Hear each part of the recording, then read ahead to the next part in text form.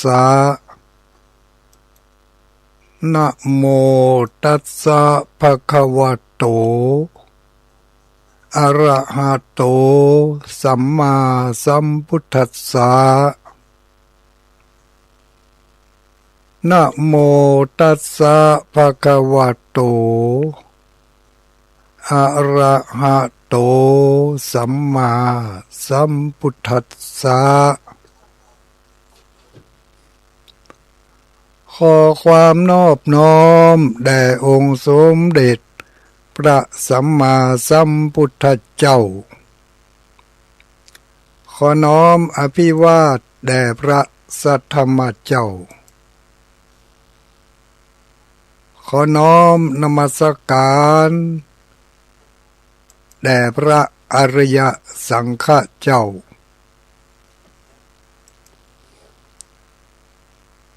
ขอถวายความเคารพมายังท่านพระคุณเจ้าท่านเจ้าคณะพระสังฆาธิการท่านครูบาอาจารย์พระสงฆ์องค์สังฆเจ้าทุกรูปทุกตนทุกองค์เจริญสุขเจริญพรสวัสดียามค่ำคืนมายังอุบาสกอุบาสิกาเด็กขาอ่อนน้อยผู้หนุ่มผู้เยาว์ผู้เฒ่าผู้แก่ทุกคนทุกท่านที่ได้ยินได้ฟังเสียงธรรมยามค่ำคืนวันนี้รายการธรรมะเพื่อนคนรับเด็กได้มาเวียนบรรจบพบปะกับพ่อแม่พี่น้องปู่ปาน้าอาทุกคนทุกท่านค่ำคืนวันนี้ตรงกับคืนวันจันทร์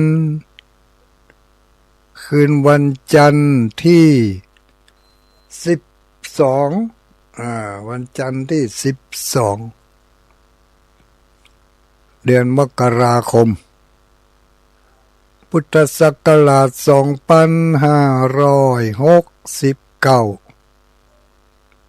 วันนี้เป็นวันจันทร์คืนวันจันทร์ทุกคืนวันจันทร์ตั้งแต่เวลา20:00 นเป็นต้นไปจนถึงเวลา4:00 นโดยประมาณก็จะได้มานั่งนั่งจ๋านั่งจมหน้าคอมพิวเตอร์นี่คนเดียวอาตมาภาพรับภาระหน้าที่ในคืนวันจันทร์ทุกคืนวันนี้ก็เป็นคืนวันจันทร์แรมกี่ค่ำออกกะแฮมเนาะเดือน4แฮม เดือน4แฮม1ค่ำก็เจ๊ก็เดือน4แฮม9ค่ำหันเป็นรูปมนมีหันกึ่งเดียวแฮม9ค่ำเนาะคืนวันจันทร์ที่12เดือน4แฮม9ค่ำเดือน4แฮม9ค่ำคาถาประจำรายการค่ำคืนวันนี้พอในปฏิทินเนอร์คาถาหัวใจพระเจ้า10 จาดคาถาหัวใจพระเจ้า10 จาดเป็นการรำลึกนึกถึงบุญญาบารมี ขององค์สมเด็จพระสัมมาสัมพุทธเจ้าที่เพิ่นได้กระทำบำเพ็ญบารมีอันยิ่งยวดมาได้4 อสงไขยปลายแสนมหากัปยาวนานจนกระทั่งมาได้รับการพยากรณ์จากองค์พระสัมมาสัมพุทธเจ้าที่ชื่อว่าพระพุทธทีปังกรพระพุทธทีปังกรตอนนั้นพระสัมมาสัมพุทธเจ้าของเราชาตินั้นเพิ่นเกิดเป็นลูกของเศรษฐีมีชื่อว่าสุเมธก็มีความเบื่อหน่ายนะเนาะ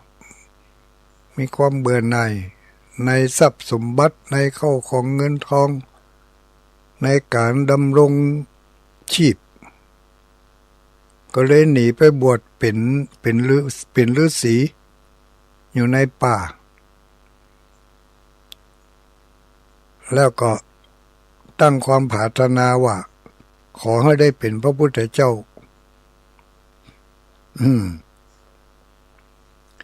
มีวันหนึ่ง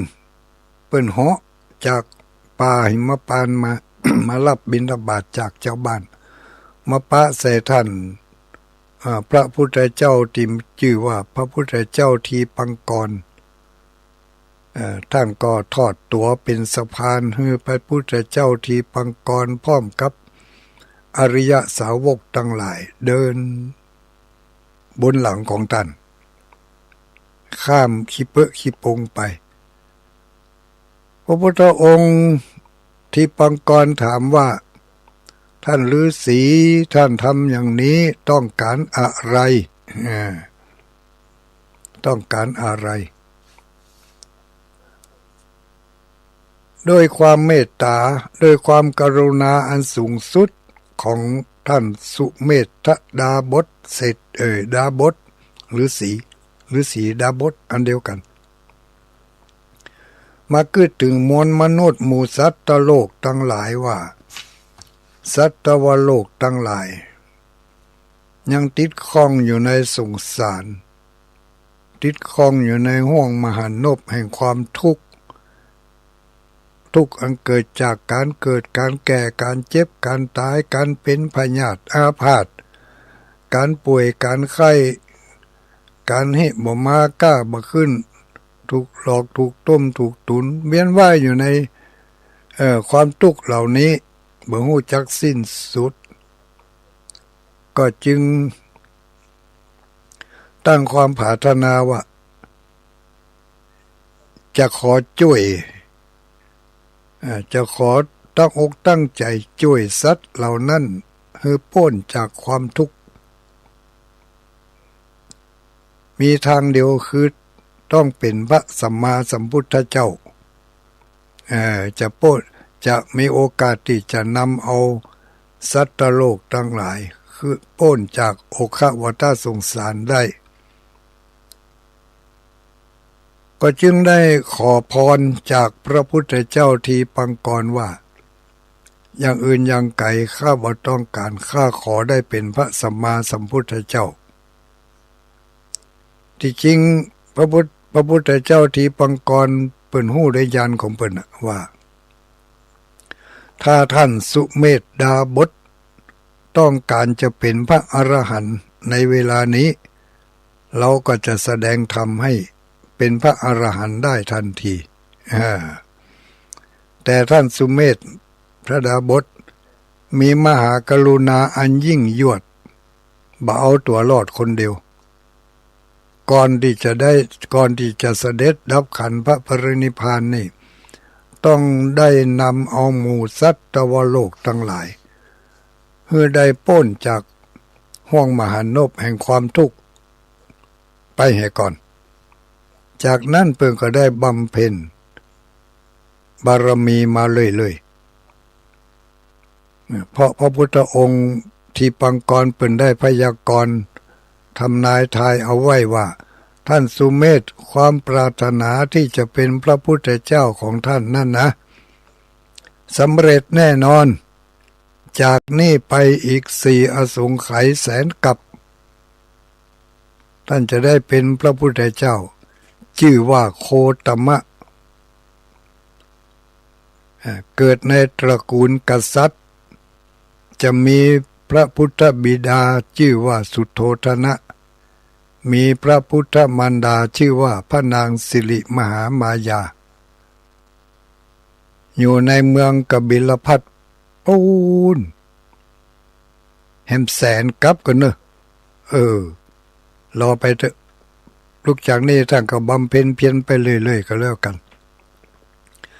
จากนั้นมาท่านสุเมธดาบทก็ได้บำเพ็ญเพียรบำเพ็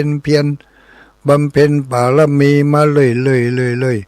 บางชาติก็ได้เกิดเป็นคนยากคนจนบางชาติก็ได้เกิดเป็นมหาเศรษฐีบางชาติก็ตกล่มตกจมลงไปในนรกบางชาติก็ได้เกิดเป็นสัตว์เดรัจฉานตัวเล็กตัวน้อยตัวใหญ่ตัวโตตัวเล็กก็เป็นหนูเนาะเป็นหนูเป็นไก่แต่ที่บ่เป็นบ่ต่ำไปกว่านั้นก็คือบ่ได้เป็นสัตว์เลื้อยคลานพระพุทธเจ้าของเฮานี่นะเกิดมาหมดเป็นอันอย่างทุกสิ่งทุกอย่างจนกระทั่งบำเพ็ญเพียรมาเรื่อยๆสร้างสมบารมีมาจนมาถึงเป็นมหาชาติสุดท้ายก็คือเป็นมหาชาติได้เกิดในตระกูลของกษัตริย์ชาติที่หนึ่งชื่อว่าเตมิยะได้มาเกิดเป็นชาติที่หนึ่งเกิดเตเป็นกุมารชื่อเป็นละอ่อนเป็นตั้งชื่อให้ว่าเตมียะนี่มหาชาตินะมหาชาติที่หนึ่งชื่อว่าเตมีมหาชาติที่สองชื่อว่ามหาชนกที่เขาจังได้ยินทุเจ้าเพิ่นเล่าให้ฟังนะมหาชาติที่สามชื่อว่าสุวรรณสามคนเมืองเขาว่าสุวรรณสยามก่อนได้ยินพออาจารย์เป็นว่าสุวรรณสยามฟังไปฟังมามาโหมาลุนเป็นสุวรรณสามนั่นเองมหาชาติที่สี่ชื่อว่าเนมิราชมหาชาติที่ห้าชื่อว่ามโหสถมหาชาติที่หกชื่อว่าภูริทัตมหาชาติที่เจ็ดชื่อว่าจันตะกุมารจันตะมหาชาติที่แปดได้ชื่อว่านาระทะมหาชาติที่เก้ามหาชาติที่เก้านี่อย่างนี้วิทูละวิทูละบัณฑิตเนาะวิทูละมหาชาติที่สิบเป็นมหาชาติสุดท้ายอันนั้นก็คือมหาเวสสันดรนี่เป็นมหาชาติสุดท้ายนะมหาเวสสันดร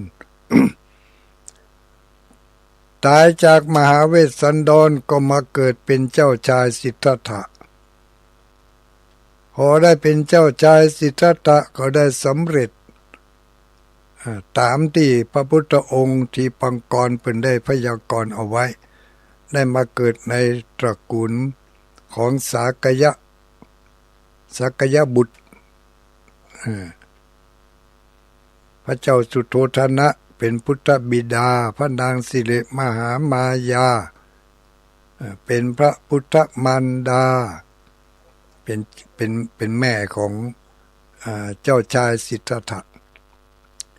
เมื่อเป็นเจ้าชายสิทธัตถะแล้วเสด็จออกบวชบำเพ็ญทุกขกิริยาเป็นเวลา6 ปี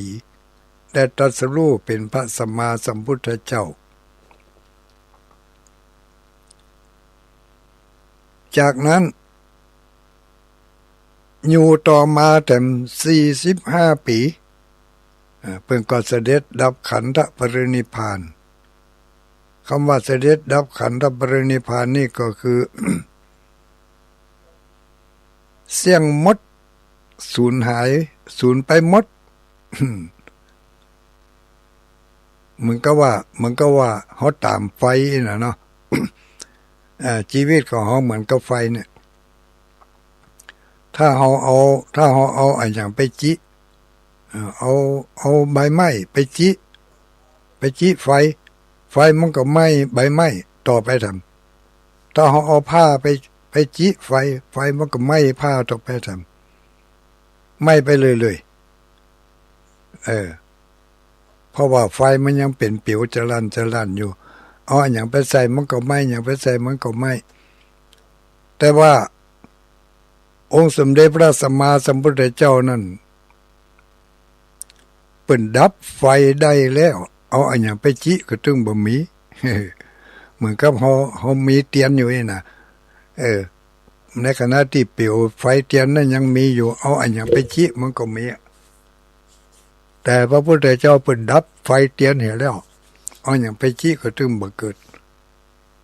ดับหมดเลยดับทุกข์ดับโศกดับโรคดับภัยดับเวทนาดับสัญญาดับสังขารดับวิญญาณไม่เหลืออะไรเหมือนกับเปลวไฟที่เตียนเมื่อดับแล้วก็ไม่เหลืออะไรความร้อนก็ไม่เหลือเปลวที่มันเป็นแสงเขาก็บ่หันมันบ่มีเอาอย่างไปจิก็ถึงบ่เกิดทำเรียกว่าดับขันธปรินิพพานไปเลยไม่เกิดมาอีกเพราะไม่มีเชื้ออะไรที่จะไปจ่อให้ไฟของพระพุทธองค์ได้ติดมาทำแม้กระนั้นพระอริยสาวกพระอรหันตสาวกทั้งหลายรูปหลายตนหลายองค์ที่ได้ยินได้ฟังคำสอนของพระสัมมาสัมพุทธเจ้าแล้วปฏิบัติตามก็ได้สำเร็จสามารถดับเสียซึ่งไฟเตียนของแต่ละท่านบ่สามารถที่จะเอาไปจุดไปจิไปต่อให้เกิดขึ้นที่ไหนได้ทำมากกว่าเม็ดหินเม็ดทรายในมหาสมุทรแสดงว่าเป็นผู้ที่ได้ดวงตาเห็นธรรมแล้วก็ได้สำเร็จเป็นพระอรหันต์ไปนักต่อนักโดยมาสำนึกถึงพระบารมีของพระพุทธองค์ที่ได้บำเพ็ญมาแต่ละชาติแต่ละนั้นอย่างชาติเตมียะกุมารเนาะเตมียะกุมารอันนี้ก็เพิ่งก็ได้บำเพ็ญบารมีพุทธกรเป็นว่าเตมียะนี่บำเพ็ญขันติปารมีอีวะขันติปารมีมีความอดความทนอดสปะสะเปดอดต่ออย่างทุกสิ่งทุกอย่างแต่ว่าในกัมปีมาระยะหลังๆนี่หันเพิ่นบอกว่าเตมียะนี่เป็นบำเพ็ญอธิษฐานบารมีเนกขมะบารมีอีวะถือบวชมโหใครจะเข้าใจอย่างได้แต่ตุลุงว่าคนเดียวตุลุงนะขันติปารมีเป็นได้บำเพ็ญขันติปารมีมีความอดความทนกุสิ่งกุอย่างอดต่อการยั่วยวนอดต่อการทดสอบทดลองอดสปะอด เป็นมีข้อเปรียบเทียบว่าความทุกข์ที่เขาเอามาเนี่ยให้เขาทุกข์นี่ที่เขาเอามาให้เขาได้รับความทุกข์นี่มันยังบัดทุกข์เต่าไฟที่ในนรกเผาผลาญความเจ็บความปวดที่เขาเอามาที่มาตั้งมาแต่งเขามาเดี๋ยวนี้ยังบ่เจ็บบ่ปวดเต่าความเจ็บในนรกเดือแสดงว่าพระเจ้าติมิยะนี่เพิ่นได้เคยไปตกนรกมาแล้วจึงหู้รสชาติของเพิ่นระลึกชาติได้ด้วยนะระลึกชาติได้ในขณะที่อยู่ในตักของป่อเพิ่นนั่นน่ะระลึกชาติได้ทุกครั้งที่มีการทดสอบทดลองเพิ่นก็ระลึกชาติได้อันนี้ยังน้อยไปก็อดเอาในที่สุดก็ได้ไปบวชเพิ่นคงจะถือเอาตอนบวชตอนสุดท้ายนี่กันเนาะก็มีหลายมหาจารย์อยู่นี่ที่เพิ่นได้ไปบวชก็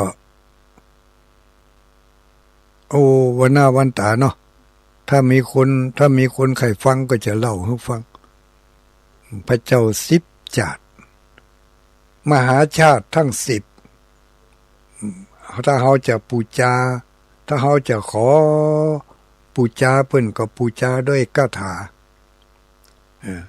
ปูจาด้วยคาถาในปฏิทินฮะเนอะคาถาเพิ่นก็บอกว่าเตชะสุเนมะภูชะนาวิเวเตชะสุ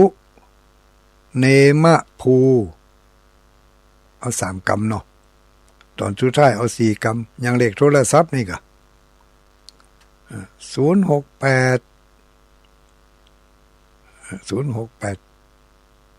เฮ้ย0อย่างก็เบอร์ตัวเก่าก็ยังลืมไปแล้ว086 1810423เนาะอันนี้ก็เหมือนกันเอาจำได้ให้มันได้3กรรมแล้วก็ทางท้ายมัน4กรรมจะได้จำได้ง่ายเตชะสุเนมะภูจะนาวิเวจำได้ง่ายๆนะท่องไปถึงวันเนอะปุจาบุญญาปารมีของเพิ่นระลึกถึงพระเจ้า10จาตุแต่ละจาตุนั้นเพิ่นก็ได้สร้างปารมีอย่างยิ่งใหญ่อย่างใหญ่หลวงจนกระทั่งจาตุสุดท้ายเป็นพระมหาเวสสันดรได้สร้างทานปารมีอันยิ่งใหญ่สร้างปารมีอันยิ่งใหญ่ก็คือทานปารมีเมื่อตายจากพระเวสสันดรก็ได้เอาตนเอาตัวมาเกิดเป็นพระเจ้าชายสิทธัตถะนี่ที่มาที่ไปเนาะที่มาที่ไปของพระเจ้า10จาตุแต่ละจาตุนั่นจะมีความละเอียดมากน้อยเพียงใดนั่นเขาก็เอาก็ว่ากันหรือว่าไปฟังเอาตอนที่ท่านพระคุณเจ้าเพิ่นได้มา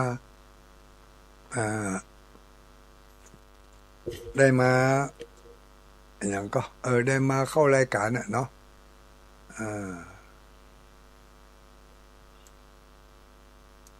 ได้มาเข้ารายการเทศพระเจ้า10จาตุ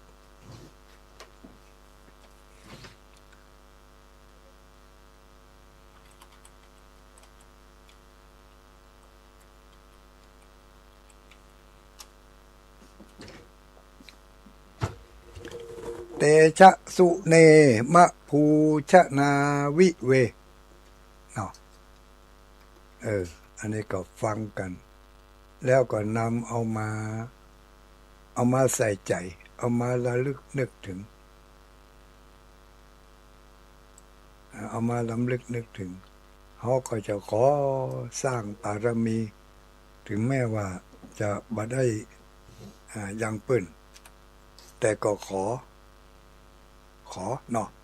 ขอปึ่งบารมีของเปิ้นผู้ที่ได้ยินได้ฟัง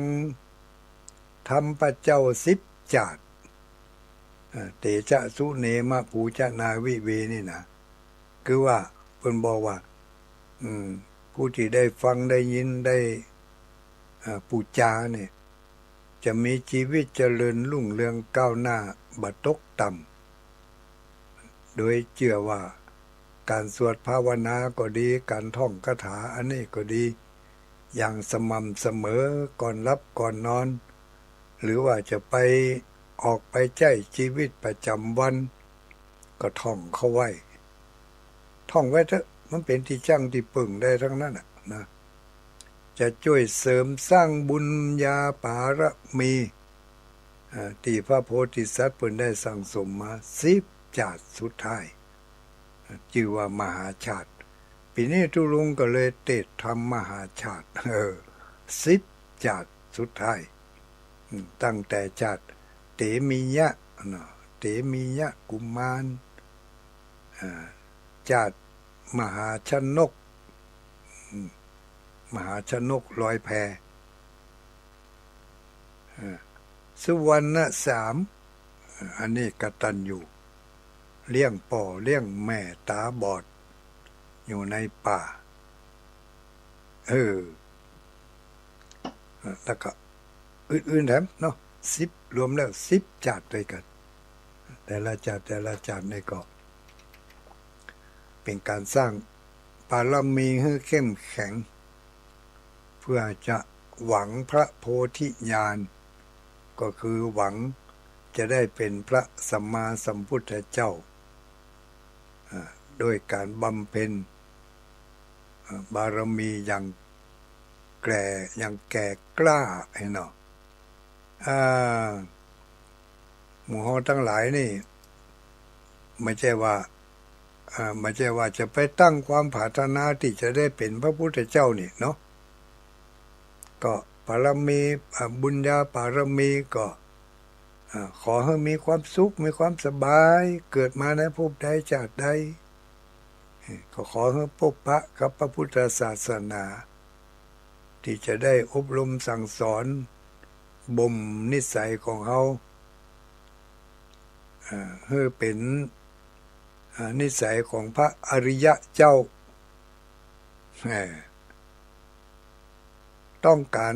ความต้องการสูงสุดของเขาก็คือต้องการหมดจากความทุกข์เหมือนกันทุกคนขอจะไปให้มีความทุกข์อกทุกข์ใจขอจะไปให้มีความทุกข์กายลำบากกายในการดำเนินชีวิตมีความเป็นอยู่ก็ขอให้อยู่อย่างสะดวกสบายเนาะก็ตั้งความปรารถนาไว้อย่างนั้น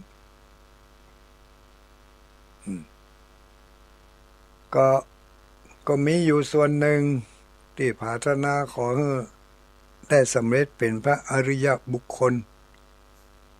หลุดพ้นจากวัฏสงสารข้ามจากห่วงมหันนบพ้นจากความเกิดแก่เจ็บตาย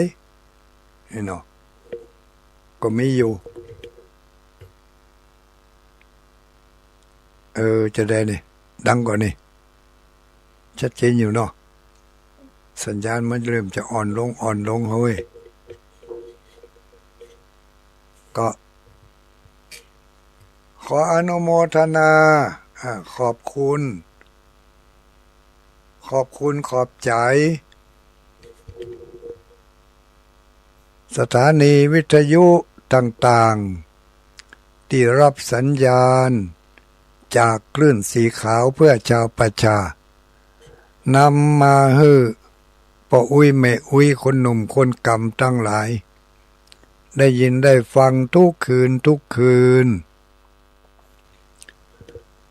พี่น้องญาติโยมตั้งลำปางได้ฟังสถานีใหม่เฮ้ยสถานี106.50กันเนาะมาเดี๋ยวนี้เปลี่ยนชื่อไปแล้วลูกจำชื่อบ่ได้ละ หมายความว่าหมุนมาปะ106.5นี่ก็ฟังได้แล้วเนาะก็ฟังได้ละบอกว่าเปิ้นจัดแผงออกอากาศอย่างได้หมู่เนอะเวลานั่นทุเจ้าตนนั่นเวลานั่นท่านพระคุณเจ้า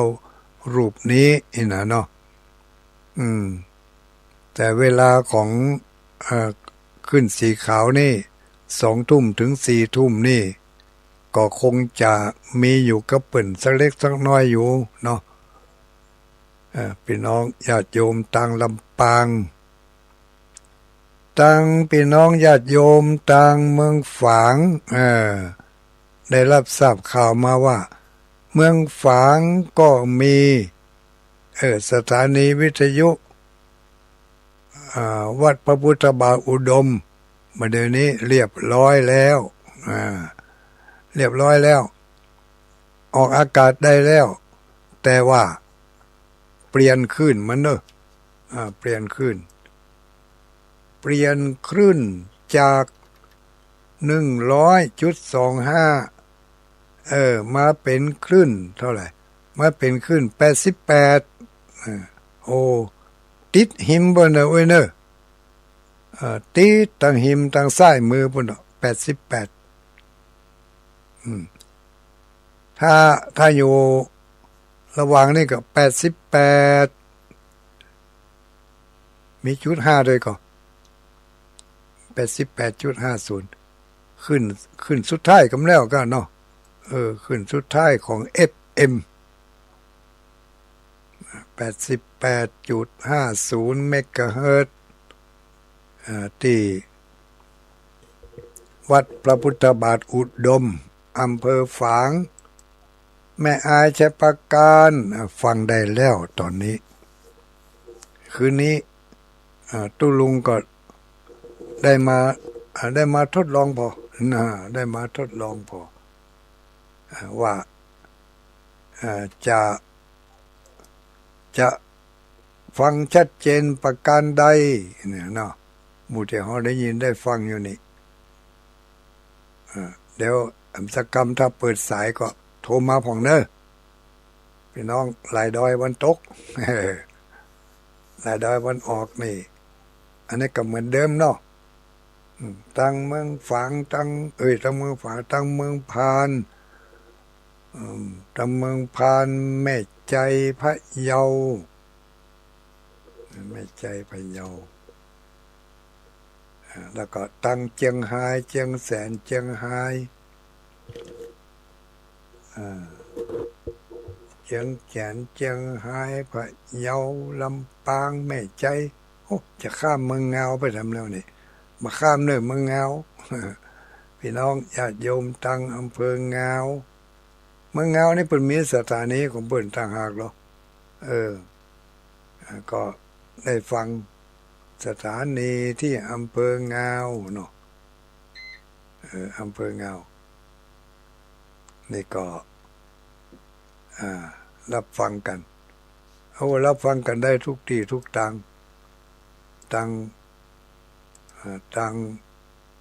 เชียงใหม่เชียงรายลำพูนลำปางแป้น่านเนาะอันนี้ก็โชคดีของหมู่เฮาทั้งหลายเกิดมาในภพนี้ชาตินี้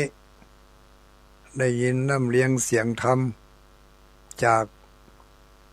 พระสงฆ์องค์สังฆเจ้าคอยกล่อมเกลาแก้ไขทิฏฐิคือความคิดความเห็นบางทีเราเกิดมาเราไปตกอยู่ในความคิดความเห็นที่อาจจะผิดเพี้ยนพลาดพลั้งไป เมื่อมันมาได้ยินได้ฟังก็จะทำให้ความเป็นอยู่ของเราถูกต้องตามทำนองกองธรรมขององค์พระสัมมาสัมพุทธเจ้าที่เพิ่นได้ตั้งความปรารถนาไว้ว่าจะจุงจะจักจะจี้จ้องบองทางให้หมู่เฮาทั้งหลายได้พ้นจากห้วงมหันต์ทุกข์อันเกิดจากสปะสะเปดเนาะเหตุปัจจโยทุกข์มาเกิดมาจากเหตุหลายอันหลายประการบางคนเป็นทุกข์เพราะบ่ได้กินบางคนเป็นทุกข์เพราะบ่ได้ยุ่งบ่ได้นุ่งได้ย่องดีสตางค์มีนะแต่บ่ซื้อ ขนาดลูกหลานเอามาเฮ้อแล้วยังบ่ยอมนุ่งเด้อก็มีแต่ก็สั่นดึงๆงอนๆอยู่นั่นเนาะ ยังบ่ตุ้มยังบ่โฮมเสียดายมันมันใหม่มันงามมันเหมาะล้ำบางคนก็บอกว่ามันบ่เปิงมันบ่เปิงกับเฮานะก็เป็นวิบากอย่างหนึ่งนะมีแล้วบ่ได้กินบ่ได้ใจเป็นวิบากมันหยังวิบากไปเนี่ยให้คนอื่นได้พลาดโอกาสสิ่งที่ดีๆงามๆไปเนี่ยให้เพิ่นได้ผิดพลาดอาจจะไปเบียดเบียนเพิ่นก็อาจจะไปจี้แนะนำเพิ่นในทางที่บ่ถูกบ่ควรก็เนี่ยเนาะ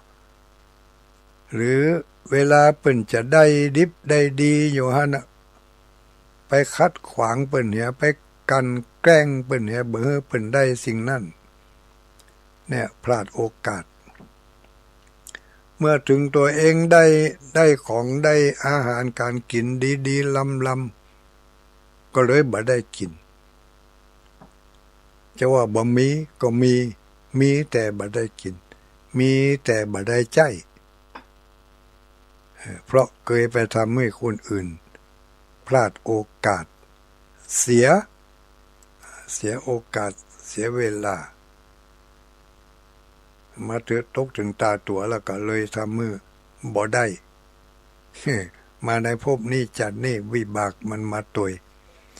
ว่าจะอ่านก็กันอกกันใจใจเหียเด้อกันอกกันใจกินเหียจะไปเสียดายมันแต่บางคนซ้ำกินเกินธรรมะ เกินฐานะเกินฐานะเกินความเป็นอยู่เกินฐานะตัวเองมีศักยภาพมีความเป็นอยู่ขนาดนี้จะไปกินเวอร์แล้วไปให้บ่กินเอาจนเป็นหนี้เป็นสินเพิ่น กินจนเป็นหนี้เป็นสินเพิ่นกินจนเป็นทุกข์ล่าทำล่าลูกเต้าหลานเหลนมาใส่หนี้แทนหรือบางทีพ่อแม่ไปใส่หนี้แทนลูกแทนเต้าก็เป็นวิบากอย่างหนึ่งนะก็บ่ต้องไปสร้างวิบากใหม่บ่ต้องไปสร้างกรรมใหม่มันจะเป็นวิบากต่อไปสำตั้งหน้าอันนั้นก็คือใส่หนี้ไปตัวจมไปตัวแจ้งไปตัวเนี่ยอันนี้ที่เขาแจ้งบ่เดียวนี้เขาจมบ่เดียวนี้เขาบ่พออกบ่พอใจบ่เดียวนี้เขาบ่ยินดีที่จะชดใช้ในสมัยนี้บ่เดียวนี้มันเป็นการสร้างกรรมใหม่ที่จะได้รับต่อไปในอนาคตท่านแต่ถ้าเขาฮู้ว่าเขาเป็นหนี้เป็นสินบ่ว่าหนี้อันหยังก็แล้วแต่หนี้บุญหนี้คุณหนี้เงินหนี้ทองหนี้อาหารการกินหนี้ทุกหนี้ที่เขาได้รับหนี้มาในเมื่อเจ้าหนี้มาทวงแล้วต้องฮื้อด้วยความยินดีชดใช้หนี้ด้วยความยินดีอย่าไปชดใช้หนี้ด้วยความ บ่พออกบ่พอใจไปบ่พอไปแจ้งไปด่าด้วยทำสร้างกรรมใหม่โดยบ่รู้สึกตัวเนี่ยการสร้างกรรมใหม่ในปัจจุบันนี้อันนี้เขาต้องระมัดระวังให้ดีเมื่อก่อนติดแล้วมานั่นสิ่งที่ทำแล้วทำคืนบ่ได้จะไปเนี่ยจะได้จะคืนมันต้องคืนถึงบ่ได้แต่เขาต้องป้องกันตัวที่ใหม่มันจะเกิดบ่ให้มันเกิดนักขึ้นอันนี้มันเป็นสิ่งที่เขาอยากได้กรรมใหม่เนี่ยเขาอยากได้เขางดได้อดได้ทนได้แต่กรรมเก่านั่นที่อยากไปแล้วทำไปแล้วมันเรื่องของมันอะเนาะเรื่องของกรรมเก่าเขาก็จะไปย่าไปทำมันก็ไม่ได้ละจะไปอดไปจะไปจะไปฟื้นฟูมันก็ฟื้นฟูไม่ได้อันนี้ก็ต้องอยู่ที่ตัวเขาเนาะต้องหู้จักถ้าเขาบ่หู้จักเอาตัวรอดก็สร้างกรรมใหม่โดยที่ว่าไม่รู้เท่าทันกรรมเก่าวิบากที่เขาได้รับอยู่เดี๋ยวนี้มันเป็นกรรมที่เขาได้ทำไว้ข้างก่อนเมื่อก่อนทำไว้อย่างใดมาถึงปัจจุบันนี้เขาก็ได้รับวิบากอย่างนั้นวิบากตัวนี้ก็จะส่งผลให้เขาไปเลยจนกว่าจะหมดแห่งของมัน จนกว่าจะหมดแห่งของมันมีคนเคยถามว่าเขาสร้างบุญใหม่เนี่ยเพื่อจะใจทดแทนบาปเก่าจะได้ก่อก็เคยได้ยินได้ฟังมาเหมือนกันนะเป็นว่าอันใดพออันนั่นวะถ้าจะแตกก็หาเนาะอันเก่าที่สร้างไปก็สร้างมาแล้วเนี่ยอย่างที่ว่าตะเกียเนาะเพิ่นมีพุทธภาษิตรับรองไว้แล้วกะตัสสะนัตถิปฏิการังเนี่ยนะกะตัสสะนัตถิปฏิกะลังนี่กะลังก็ว่ากาลังตุลุง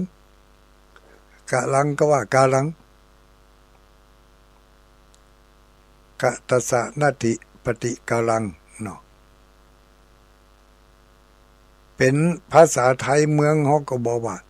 สิ่งใดที่เนี่ยไปแล้วเนี่ยคืนบ่ได้เนี่ยไปแล้วเนี่ยคืนบ่ได้อย่างเขาวัดหัวเขาโป๊กแล้วเขาจะไปคืนอย่างไรเมื่อคืนมันได้เขาเจ็บไปแล้วเขาก็จะต้องหาทางมาใส่เขา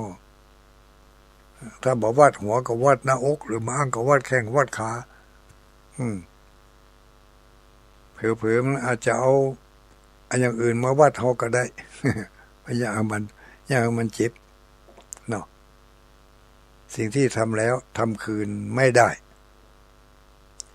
เพราะฉะนั้นจะไปอีนังขังขอบอันอย่างก็มันนักหนาวิบากกรรมตัวใดมันมาให้ผลให้เขามีความทุกข์ก็ดีให้เขามีความสุขก็ดีมันให้ความทุกข์เขาก็จะไปซ้ำเติมมันจะไปสร้างกรรมใหม่ก็คือจะไปแจ้งไปด่าจะไปบ่นจะไปจมอดเอาทนเอาเนี่ยสายไปก็คิดเสียว่าเมื่อเดี๋ยวนี้เจ้านี่มาทวงละทวงก็ได้เนอะเอาไปเถอะเจ็บแข้งเจ็บขาปวดหัวโมตาไปบัดสะดวกมาบัดสบายนี่แต่ก่อนเขาไปยะเฮเปิ่นนี่ยะอย่างใดบ่ฮู้ไปคัดไปขวางไปยะเฮเขาได้รับความบัดสะดวกบัดสบายเมื่อเดี๋ยวนี้ถึงเวลาที่เขามาทวงคืนยินดีเนอะเอาไปเลยเอาไปได้เลยจะไปแจ้งมันนะหัวเขานี่เจ็บก็บ่ฮู้จังหายสักเทื่อตายก็บ่ตายมันเป็นเวรเป็นกรรมมันยังปะล่ำปะเหลือ จมเป็นพลุสวาจามันจมออกไปจมแซมจมไปก็มองอันมันไม่ใช่หาย ถ้าจมแล้วมันหายก็ดีก็จมแล้วมันมาหายก็จะไปจมมันอย่างไปสร้างกรรมใหม่มันอย่างจะไปสร้างกรรมใหม่ยินดีกับมันยินดีนะที่มาสร้างกรรมมาเดี๋ยวนี้ที่มาโทษที่มาทวงหนี้เอามาเดี๋ยวนี้ที่เขายังหู้สึกตัวอยู่ว่าเขายินดีที่จะชดใช้ที่จะใช้แต่ถ้าเกิดเขาบ่ฮู้สึกตัวเขาก็ไปแจ้งไปด่าไปเพิ่มขึ้นมาเลยอู้ง่ายๆถ้าเขาจะเปรียบเทียบนะเนาะสมมติว่าเขาไปยืมสตางค์เขามา5 บาทเนี่ยวันดีคืนดีเจ้าหนี้นั่นเปิดมาทวงเขาวันนั้นยืมสตางค์ค่า5 บาทมีก็เอามาใช้เห็นเนอะเนี่ยข้าขอให้เถอะจะไปลืมนะเนี่ยแล้วทีนี้เขาจะได้ถ้าหากว่าเขาหู้ตันเขามีศีลมีธรรมเขาบ่สร้างกรรมใหม่เขาก็แต่เนาะจัดเหมือนแล้วรู้เอาไปพอดีก็มีนี่อยู่ใส่ไปเหี้ยเป็นยะวันนาวันตามขัดตกบกพร่องจะได้บอกเด้อมันก็อู้กันหนัวหัวกันม่วนไปแต่ถ้าเขามีกิริยาอาการทำอย่างหนึ่งที่แสดงออกมาเนาะเจ้านี่มาทวงวันนั้นตัวเองยืมตังค์เป็น5 บาทยืมได้ใช้เถอะนะวันนี้มาขอละเขาจำเป็นจะต้องใจสตางค์5 บาทแล้วเขาเป็นคนที่ไปยืมเขามาก่อนเขาบ่พอใจนี่สตางค์5 บาทบ่ได้กลัวบ่ได้หยังเขาถึงจะฮืออยู่บ่เดี๋ยวนี้มันบ่มีเตื้อฮู้ก็คำว่าบ่มีนี่ แม่น่ะบ่มีก็ในเมื่อบ่มีก็ผ่อนผันกันดีๆก็ขอผ่อนขอผันกันดีๆไปขึ้นเสียงกุเรมังเลแสดงกิริยาอาการอันบ่เหมาะบ่สมแทนที่จะได้ยืมแต่วันหน้ายืมมาได้แล้วหมดสิทธิ์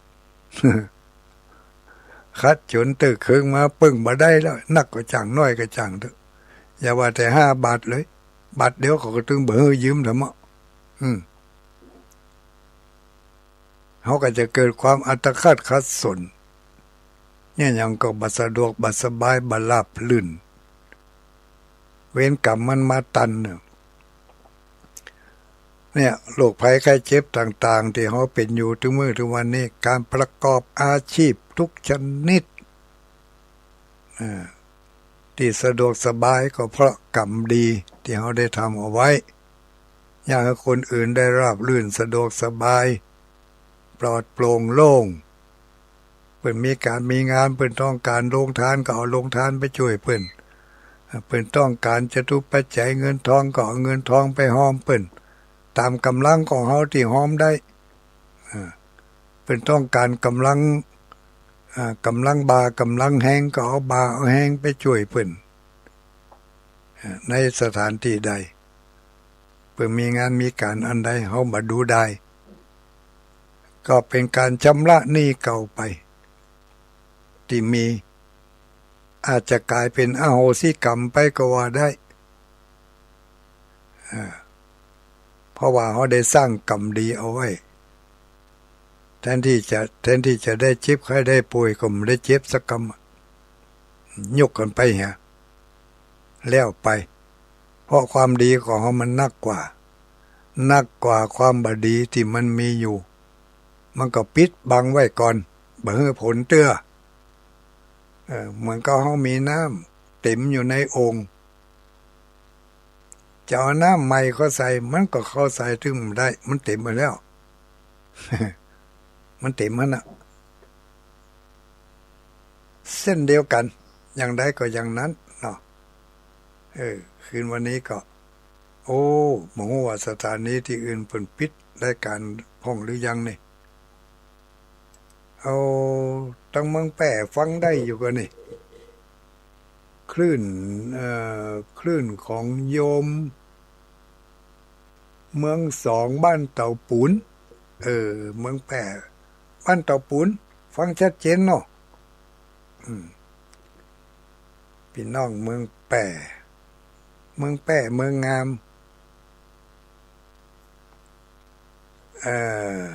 อันนี้มาจากทางไหนวันนี้ตุลุงดอยออกอากาศยืดเวลาฟังธรรมถึง4 ทุ่มวันจันทร์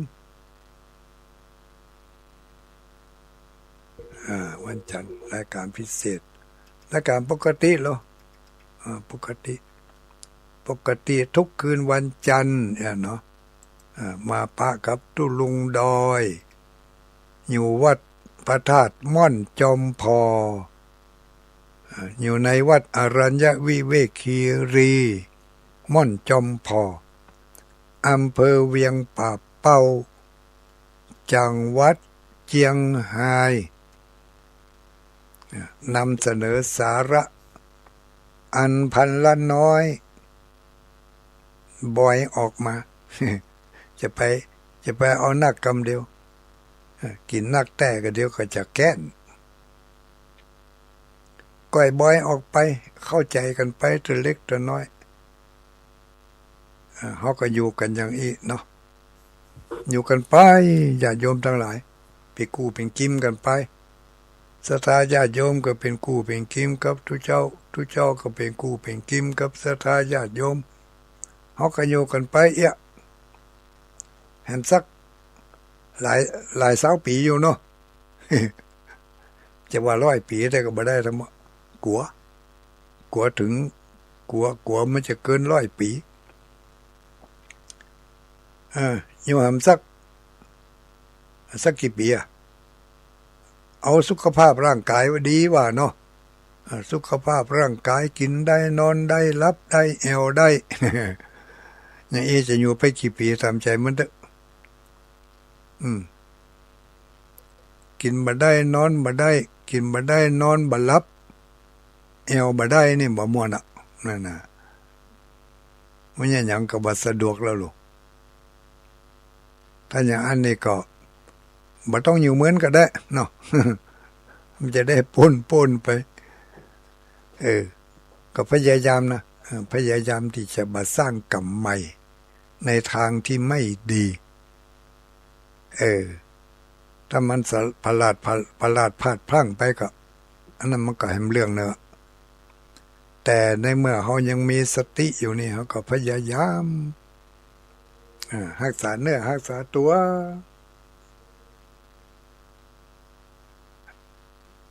ก็เหมือนกับหมู่เขาทั้งหลายจูคนนี่แหละเนาะช่วยกันสร้างช่วยกันสรรสิ่งที่ดีที่งามให้มันเป็นที่ปึ้งของตัวเก่าเขาว่าจะเกิดมาในภพใดชาติใดได้ปะกับพระพุทธศาสนาได้มาเกิดในหมู่ที่ในท่ามกลางหมู่กัลยาณมิตรมีศีลมีธรรมอยู่ด้วยกันไปก็จะได้ช่วยกันตักเตือนบอกกล่าวเมื่อฮู้ว่าเขาผิดเขาก็ยอมรับแล้วก็ปรับปรุงแก้ไขในเมื่อเราไม่ผิดมีคนหันว่าเราผิดเราก็ต้องสำรวจตรวจตาดูตัวเราผิดแต่กับผิดแต่อย่าไปเข้าข้างตัวเก่า เอาความยุติธรรมความเป็นกลางเอาใจไปยืนที่ความเป็นกลางให้ก่อนถ้าไปใจยืนเข้าข้างตัวเก่าไม่ได้มันก็เริ่มบ่ฮู้จักผิดสักเตือนนั่นน่ะ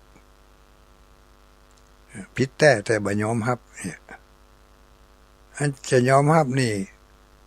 ยอมรับออกมาเลยก็ได้หรือว่าจะยอมรับในใจฮั่นแต่ก็ต้องหาทางปรับปรุงแก้ไขไปเลยตราบใดที่เขายังเป็นปุถุผู้หนาแน่นเขาก็พยายามเสาะแสวงหาช่องทางที่มันเบาเนาะมันเบาในเมื่อมันเบาก็จะได้บาง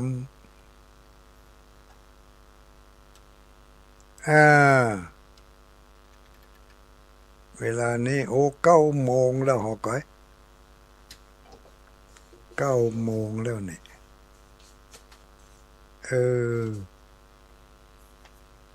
เดี๋ยวต่อท้ายเนาะขออนุญาตทางสถานีวิทยุกับคณะสัตยาติโยมทั้งหลายตัวก็อย่างนี้นะ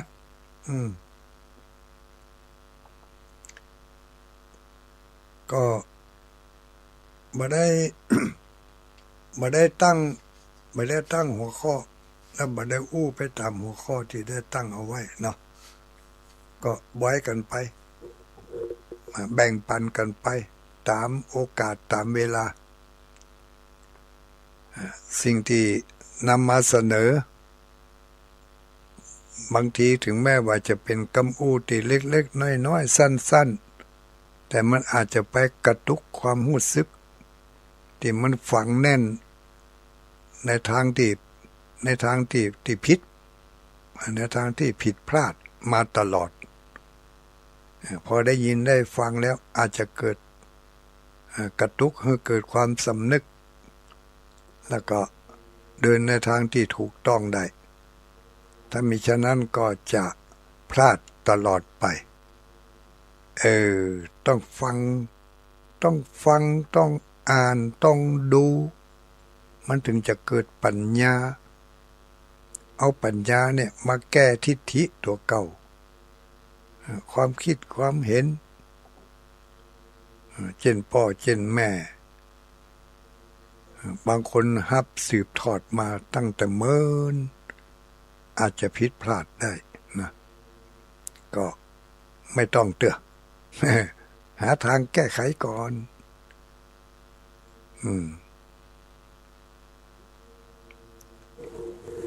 อยู่ไปฟังไปแก้ไขปรับปรุงกันไปความสุขมันก็อยู่บ่ไกลมันอยู่ที่ปล่อยได้วางได้ปล่อยนักได้ก็มีความสุขนักวางได้นักก็มีความเบานักบ่ปล่อยบ่วางให้เลยก็กำอยู่หั่นนะความสุขก็บ่มาสักเตื่อความเบาก็บ่เกิดขึ้นสักเตื่อเพราะเราไม่ปล่อยปล่อยให้น้อย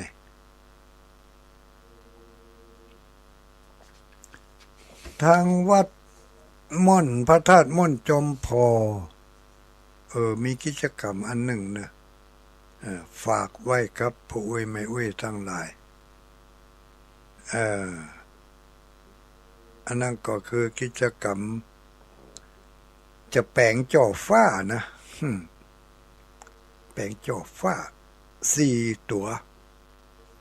มันเดี๋ยวนี้กำลังเข้าสู่โรงหล่อพุ่นโรงหล่อเขาแปลงอลูมิเนียมเอามันจะได้เมินทำน้อยถ้าแปลงไม้นี่มันบ่เดี๋ยวนี้ไม้มันเป็นไม้มันบักแก่ไม้อายุบ่นักมันก็จะได้ประมาณเนี้ย5 ปี10 ปีมันก็จะจะพังลงมาตามอายุของไม้เนาะแต่ถ้าหาว่าเขาใช้สแตนเลสก็ดีอลูมิเนียมก็ดีอันนี้มันก็คงจะแข็งแรงขึ้นแต่น้อยแต่ทุกสิ่งทุกอย่างมันก็ตกอยู่ในสภาพของอนิจจังมันบ่เที่ยงเมื่อมันเกิดขึ้นมาได้เขาแปลงได้มันก็รู้ได้ แต่เนี่ยจะได้จะให้มันอยู่ได้เมินแถมน้อยเห็นไม่ได้จะให้มันยืนยาวไปแถมน้อยก็ต้องเอาของที่ดีๆหน่อยอันนี้จะใช้อลูมิเนียมแปลง4ตัวโอ้ตัวหนึ่งก็หลายบาทอุ้ยตกลงว่าตัวหนึ่ง40,000กันนะโอ้แต่ก็บันักอกนักใจ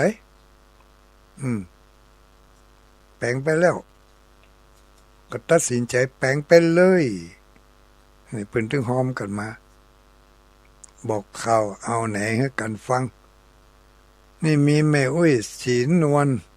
เขือปันแก้วปันแม่ทะหมู่เก้า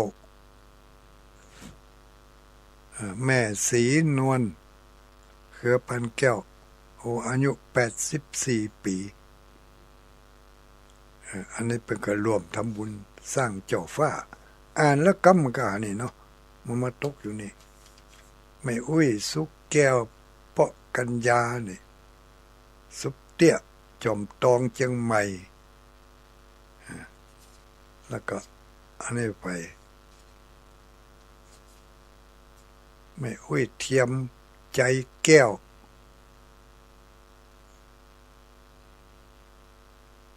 พร้อมครอบครัวเนาะตำบลตาเข้าน้อย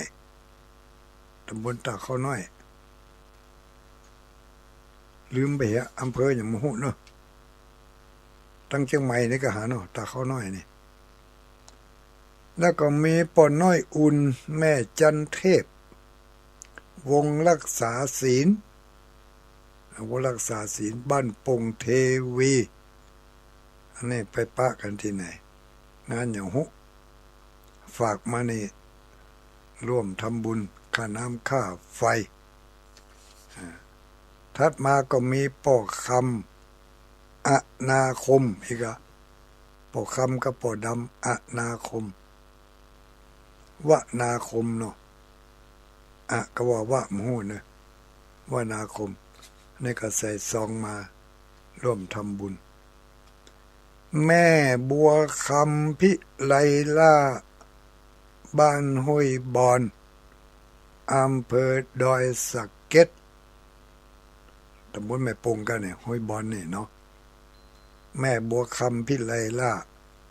ฟังตุลุงดอยอยู่วันนั้นไปปะในงานเข้ากำที่วัดที่หมู่บ้านแม่ห้วยเงินหมู่2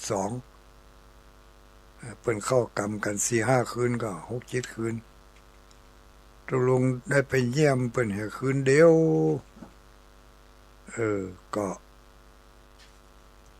เข้าท่าดีงานเข้ากำที่มันหนาวเนี่ยเขาทุกเจ้าเข้ากำลูก ได้ยินเป็นว่ามาตะก่อนมันหนาวเนี่ยหัวทุกเจ้าเข้ากำน่ะกับมันหนาวถ้าจะแต่พวกหุเนาะมันเป็นการย่างให้ได้สร้างขันติปารมีลูกความอดความทนความตั้งอกตั้งใจขันติปารมีทานะปารมีได้เอาเข้าไปใส่บาตรมันเดี๋ยวนี้ก็ยังมีอยู่หลายตีอยู่นะพี่น้องญาติโยมเข้ากำเนี่ยเสาะแสวงหาเถอะเป็นจะมีการเข้ากำได้ใส่บาตรตอนเจ้าได้ทนหนาวอดทนได้มีความเพียรพยายามวิริยะปารมีเกือบจะ10 ตัดกันแล้วนะงานเข้ากำนี่สร้างกันไปแม่เกียงคำสิริวงศ์บ้านสีหมวดเก้านี่ถวายปู่ดอยทัดไปแถมหมายมีแม่บัวจันทบบ้านสีหมวดเก้าเหมือนกันลำปางอันนี้ก็ถวายตุลุงดอยไปทำมีน้ำหนักอยู่เนอะเดี๋ยวขออนุญาตเนอะเจ้าของสถานีและก็ขออนุญาตกับศรัทธาญาติโยม ตีฟังอยู่จะไปรำคาญแต่นะเนี่ยจะได้บ่ให้มันรำคาญเขาก็อนุโมทนาบุญกับเปิ้นก็เปิ้นหอมมาเขาก็ยกมือไหว้หรือมาอ่านก็ทำใจให้จื่นบานเหมือนกับคนที่เปิ้นหอมมานี่โอ้เปิ้นได้หอมเปิ้นมีโอกาสเนาะสาธุอนุโมทนาโดยเปิ้นเน้อเนี่ยได้บุญนะถ้าไปคิดในแง่ร้ายเขาก็ได้บาปด้วยนะเปิ้นทำบุญเปิ้นทำความดีเนี่ยเขาไปมองในแง่ตรงกันข้ามมันใครให้เปิ้นอ่านชื่อออกอากาศลูกมันก็ได้ชื่อได้เสียงมันอดมันหอมเอาหน้าเนี่ยหมู่เนี่ยจะเป็นบาปเป็นกรรมติดตัวไปผลสุดท้ายแบบที่ว่าอย่างที่ว่าแต่เจ้ามีแล้วบ่ได้กินมีแล้วบ่ได้ใจบ่มีก็เสาะหาหิมตายเปิ้นบ้านเหนือบ้านใต้เปิ้นเสาะกันได้เปิ้นเสาะกันเปิ้นไปเสาะไปหาเปิ้นไปเนี่ยไปทำเปิ้นได้กำหงกำไห้แต่เฮาทำหิมตายหิมล่มหิมตายกำไห้ก็มาได้ไปบ่พอเอาทุนไปลงขาดทุนแถมต่างหากหมู่เนี่ยที่มันอาหารเปิ้นได้ดีแล้วทนบ่ได้ไปว่าไปจำหิที่ว่าให้เปิ้นทำคุณงามความดีก็ไปจำหิที่ว่าตำหนิติเตียนเปิ้นได้นาบาปนาจำไม่เด้อ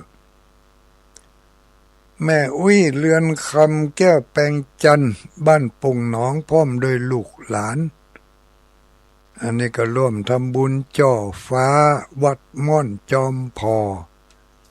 ก็อนุโมทนาทำบุญจ่อฟ้าโอ้ได้มาหลายอยู่เนอะเกือบจะกุมก้านี่วันนั้นมีแม่สมหมายจักแก้วพร้อมด้วยลูกหลานอยู่บ้านต้นเพิงหมู่7ตำบลสำราญราชอำเภอดอยสะเก็ดจังหวัดเชียงใหม่แม่อุ้ยสมหมายจักแก้วได้มาเอาบอกให้ลูกให้หลานมาเอาปฏิทินเท่าดู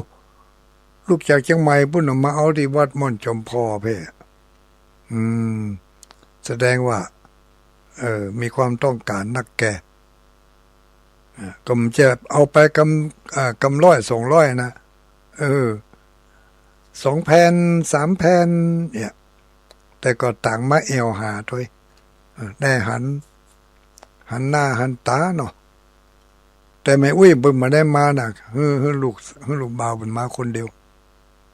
แม่อุ้ยสมหมายจักแก้วแม่อุ้ยมาวันที่3 เดือนมีนาเนอะจะยกจ่อฟ้าละบ้านต้นเพิงหมู่7สำราญราชดอยสะเก็ดแล้วก็มีป่ออุ้ยสมแม่อุ้ยปันอุ่นสารบ้านป่าแดงอันนี้หอมจ่อฟ้ามาได้ฝา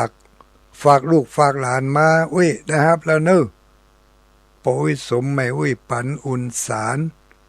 จำนวนเท่าใดนั่นฝากมาเท่าใดก็ได้ครับต่ออันนั้นเนอะตัวลุงมาได้อ่านจำนวนเงินนะฝากมาเท่าใดก็ได้เท่าอันตัวลุงไม่อ่านจำนวนเงินเนาะหูเอาแก่ใจเนอะอุ้ยเนอะแล้วก็มีป่ออุ้ยอายแม่อุ้ยลาใจอันนี้ก็บ้านลุ่มวัดดอยม่อนจอมพอนี่อันนี้ก็หอมช่วยสมทบแปลงจ่อฟ้าเขาจะแปลง4 ตัวบอกหมอกมันนะมันมีหลังคาเนี่ยมันมี4 สดก็แปลง4 ตัวถัดมามีอันนี้เป็นมาไก่เหมือนกันเนอะมีปกครูโอภาสแม่ครูสุนิตาจักเทพวงศ์นี่ ปกครูโอภาสแม่ครูสุนิตาจักเทพวงศ์มาจากจังหวัดพะเยาเนาะหน้าวัดหลวงพะเยาฮั่นอันนี้เปิดก็ตั้งหน้าตั้งตามาแอวหาตุลุงดอยโอ้แค่หันหน้าหันตาตุลุงดอยก็เด้ว่าจะตัวใหญ่อึ้งปึ่งว่าผอมก้องย่องหอยังหุ่นมนุษย์ต่างดาวแม่อุ้ยอันนี้แม่อุ้ยวันนานี่แม่อุ้ยวันนานี่ก็หอมมาหลายอย่างเนอะอันนี้หมอทั้งหลายอนุโมทนาตัวเนอะแม่อุ้ยวันนาบ้านสันสลีแม่อุ้ยวันนาพิลมบ้านสันสลีหอมก้าน้ำก้าไฟทุลุงดอยม่อนจอมพอ1 ซองนะแล้วก็แม่อุ้ยวันนาพิลมบ้านสันสลีร่วมทำบุญเจ้าฟ้าวัดม่อนจอมพอ1 ซองนะอันนี้แม่อุ้ยวันนามีอย่างทำเดี๋ยวก่อนตาตึกเพิ่งมีหลายซองนะอุ้ยวันนาเนี่ยนะนี่แม่อุ้ยวันนาพิลมบ้านสันสลีร่วมทำบุญพระธาตุวัดจอมทองเชียงใหม่พระธาตุจอมทองเชียงใหม่พุ่นเดี๋ยววันที่15วันนี้จะได้เอาไปฝากไปถวายพระธาตุจอมทองอากาแม่อุ้ยวันนาพิลมอันนี้ร่วมทำบุญทั่วไปถวายท่านพระครูบรรยงวัดปากทางเจริญนี่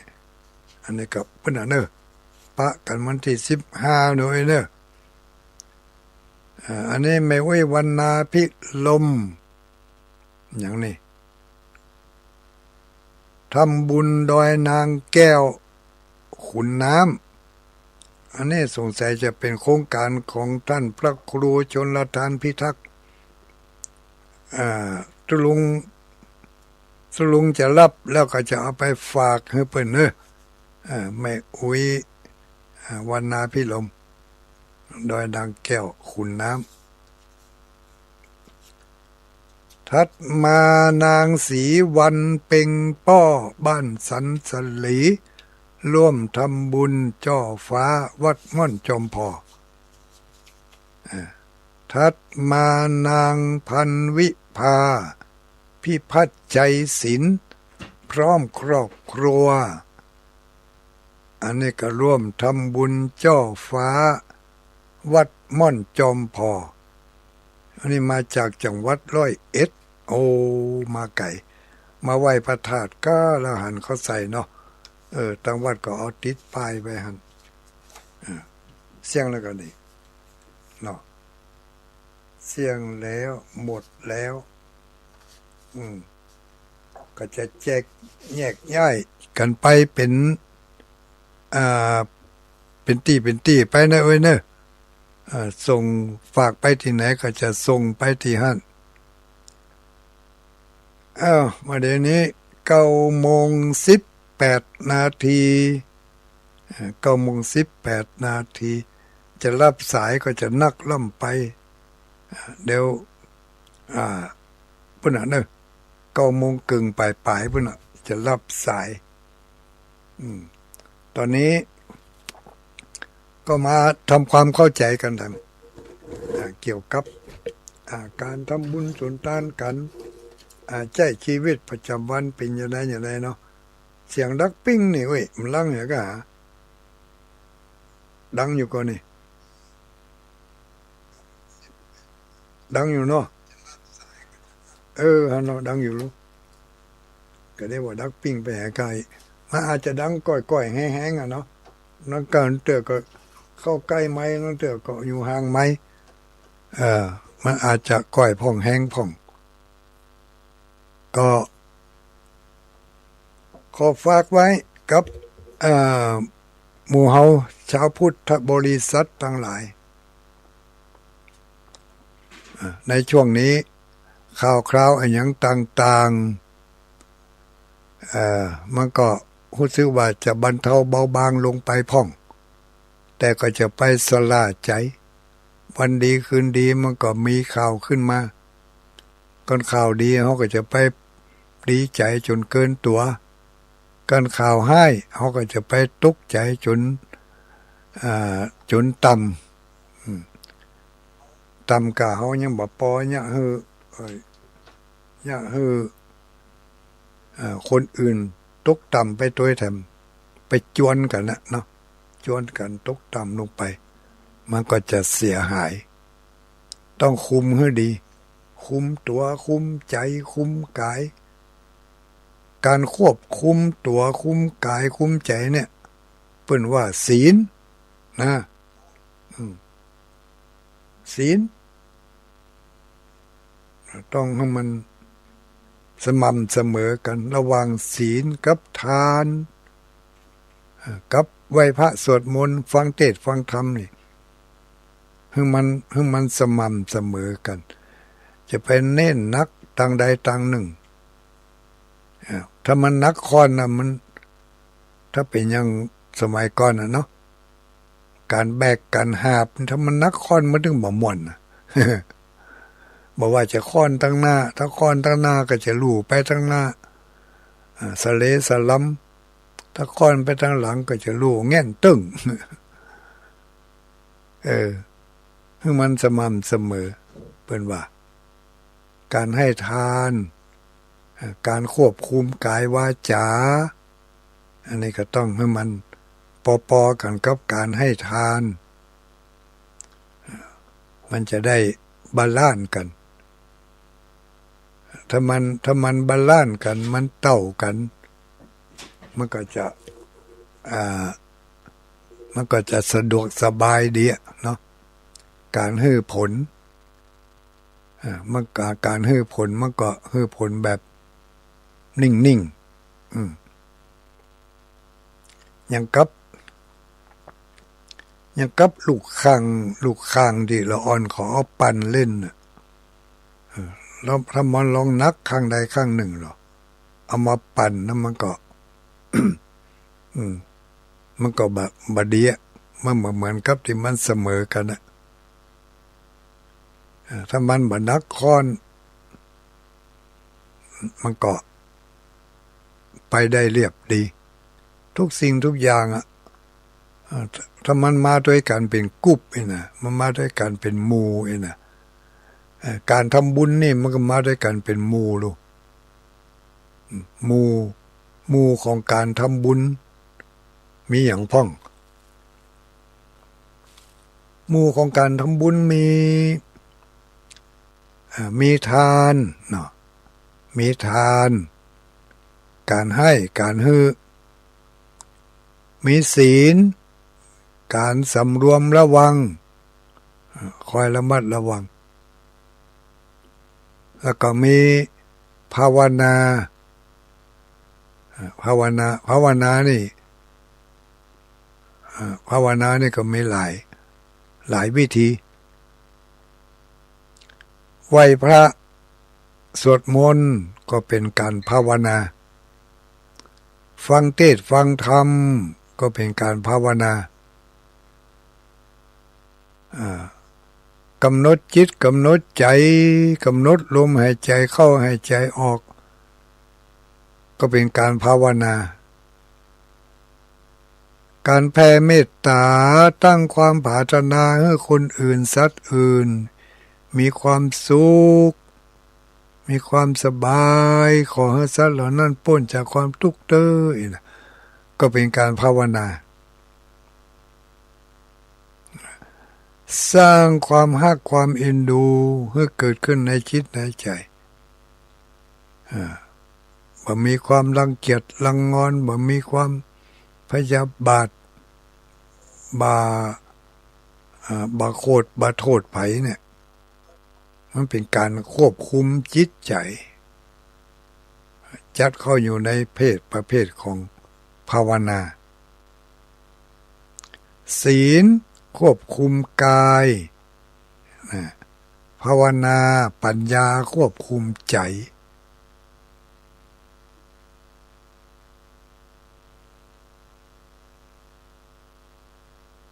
การให้ทาน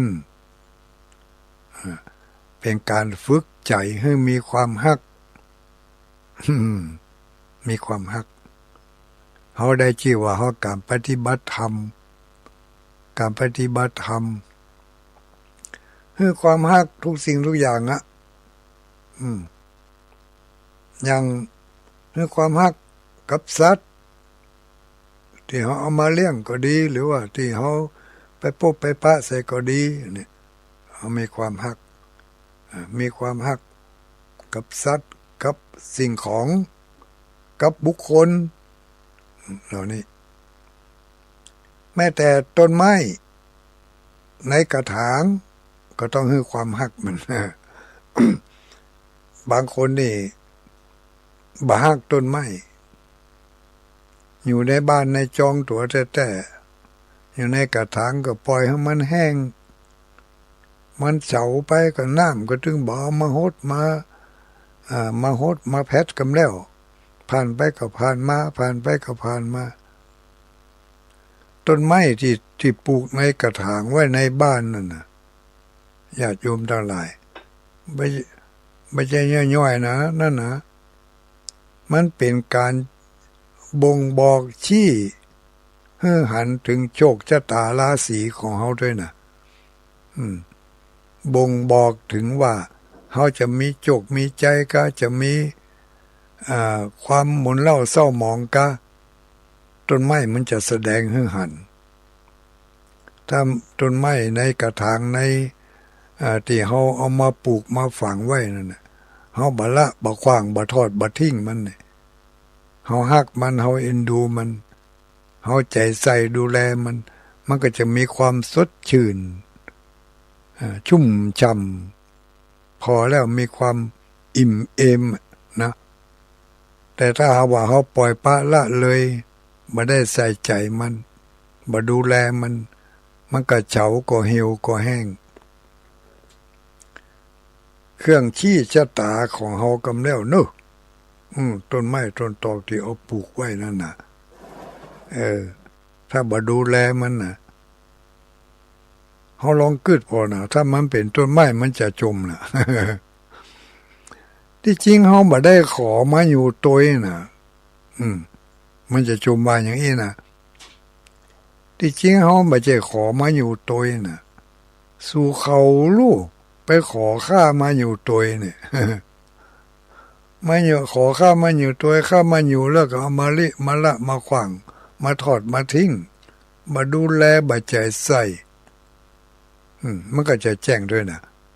มึงอยากให้กูกันกูอยากก็มึงก็จะต้องกันต้องอยากอย่างกูเนี่ยเนอะมึงอยากให้กูเหี่ยวกูเฉามึงก็จะเหี่ยวจะเฉาอย่างกูเนี่ยเนอะเนี่ยต้องดูนะคนที่ปลูกต้นไม้เอาต้นไม้มาปลูกมาฝังแล้วใส่ในกระถางโดยเฉพาะอย่างนี้อยู่ในกระถางถ้าเอาลงดินไปแล้วก็ว่ากันทำยังอันนั้นก็ตามสภาพเนาะดินฟ้าอากาศหดพองบ่หดพองก็แล้วแต่ว่าที่เอามาใส่กระถางไว้นี่ก็เอามาเป็นเครื่องประดับลูกเมื่อใหม่ๆนี่ก็ดูดีใจใส่ดีแหละมันเข้าปล่อยปละละเลยแต่ว่าเมื่อปล่อยปละละเลยต้นไม้มันก็หนีไปไหนไม่ได้มันก็ต้องอดอยากกั้นอยากอยู่ในกระถางนั่นน่ะแต่ถ้าหากว่าเขามีน้ำจิตน้ำใจพอคอยดูแลก็มันก็เป็นการกระตุ้นให้เกิดมโนธรรมขึ้นในใจบางคนที่ใจบ่แห้งแล้งบ่เหี่ยวเฉาดวงชะตาราศีก็จะขึ้นให้หากล้าขายทำการงานอันใดก็จะปลอดโปร่งโล่งไปได้สบายเพราะว่าเทวบุตรเทวดาที่อยู่กับต้นไม้ต้นนั้นจะคอยค้ำจูอุดหนุนให้เราได้ดีมีความสุขความสบายไปได้ระวังให้ดีนะไม่ใช่ไปถือเป็นเรื่องเล่น ใครเอาขว้างก็ขว้างใครเนี้ยได้ก็เนี้ยมันจะมาขออยู่ด้วยเฮานะเฮาไปขอมันมาอยู่ด้วยเฮานะต้องเลี้ยงดูให้มันดีกะอันนี้น้ำจิตน้ำใจต้องพอกันทีนี้อันนี้ก็ฝากกันเอาไว้เนาะฝากกันเอาไว้จะได้นึกได้คิดได้พิจารณาเพื่อมาแจกกับต้นไม้เนี่ยอย่างอื่นด้วยนะ อย่างอื่นด้วยก็เหมือนกันนะในเมื่อเอามาไว้แล้วต้องดูแลให้ดีพอกอยให้ดีก็เหมือนกับการอธิบายในเครื่องสืบหูราชตาเนี่ยก็ไปอ่านพอเนอะในปฏิทินเครื่องสืบหูราชตาจะดีชะตาจะกุดจะกูดอย่างใดก็อยู่ที่การปฏิบัติธรรมคืนวันนี้เดี๋ยวตอบไลน์ก่อนโอ้มีไลน์มาเหมือนนักโอ้ยมีไลน์มาสักกี่ไลน์นี่ไหวสาเจ้าแม่อุ้ยบรรณาพิลมนอนฟังตุลุงสาธุสาธุรับดีฝันดีในเวเนอร์แม่อุ้ยวันนาพิลมได้หอมไปหลายอันหลายเจือฝากไปก็จะหอมไปตามนั้นไหวสาตุลุงไปงานเขาดำที่เวียงมาที่เวียงปะเป้านี่มีงานเขาดำอยู่2 ตีเลยบ้านอย่างก็บ้านในเวียงเนาะบ้านในเวียงตีหนึ่งปอหลวงอย่างหุลืมชื่อไปเหี้ยปอหลวงแล้วก็บ้านโหเวียงตีหนึ่งอันนี้ก็ฝากไปทางญาติโยมเนอะผู้ที่เป็นตายนี่บ้านโหเวียงนี่ชื่อว่าป่ออินป่ออินอาจินะป่ออินอาจินะบ้านหัวเวียงไผมีญาติไผเป็นญาติพี่น้องก็บอกกล่าวให้กันเนอะป่ออินอาจินะเพิ่นตายไปต่อวานี่แล้วก็ตั้งศพบำเพ็ญกุศลอยู่ที่บ้านหัวเวียงนี่แล้วก็จะเอาศพไปชาปนกิจในวันที่15เนอะวันพฤหัสที่15บ้านสุสานบ้านหัวเวียงพ่ออินอาจินะได้ยินข่าวว่ามีญาติพี่น้องเครือข่ายอยู่ที่ลำปางพุ่นน่ะอำเภอห้างชัดก็ถ้าได้ยินข่าวนี่ก็บอกกันเนอะแม่อุ้ยน้องไปงานข่าวดำที่เวียงมาเจ้าข่าวดำได้หมูเนอะมันมี2 ตีกราบไหว้สาธุลุงอนุโมทนาบุญสาธุฟังสถานีวิทยุใหม่วัดบรรพตสถิตชัดเจนดีเจ้าเปิ้นถ่ายทอดตุลุงดอยอยู่เนาะสถานีใหม่นี่ทางเมืองฝางแจ้งมาเนอะสถานีใหม่เปิ้นว่าจะได้อันนี้สถานีใหม่วัดบรรพตสถิตนำรายการขึ้นสีขาวเข้ามาแล้วขออนุโมทนาตัวเนอะคงจะส่งไปไกลเหมือนกันเนอะห้างชัดเกาะคาถ้าจะรับได้อยู่อันนี้มาจากอำเภอจังหวัดแปร่อำเภอมันอย่างนี้ตำบลหมู่บ้านวังหงส์บ้านวังหงส์ใต้คุณโยมแม่ทองหน่วยแม่ทองหน่วยนี่ก็แฟนประจำเนาะฟังอยู่ขออนุโมทนา ที่จริงก็มีทำหลายคนที่ได้ส่งไลน์มาตอบเป็นการ์ตูนไปแล้วเนอะอนุโมทนาพิสมัยเขื่อนคำแสนอนุโมทนาสาธุฟังวิทยุสถานีวิทยุสถานีใหม่อันนี้ก็คลื่นสีขาวเพื่อชาวประชาฟังสถานีวิทยุอยู่ขออนุโมทนาตั้งบ้านห้วยงูในแล้วห้วยงูในชัดเจนดีกว่าจ้าสถานีใหม่ก็สถานีเก่าเนาะเดี๋ยวรับสายก่อนเนอะเจริญพรเจริญพรสวัสดีไผเอ่ย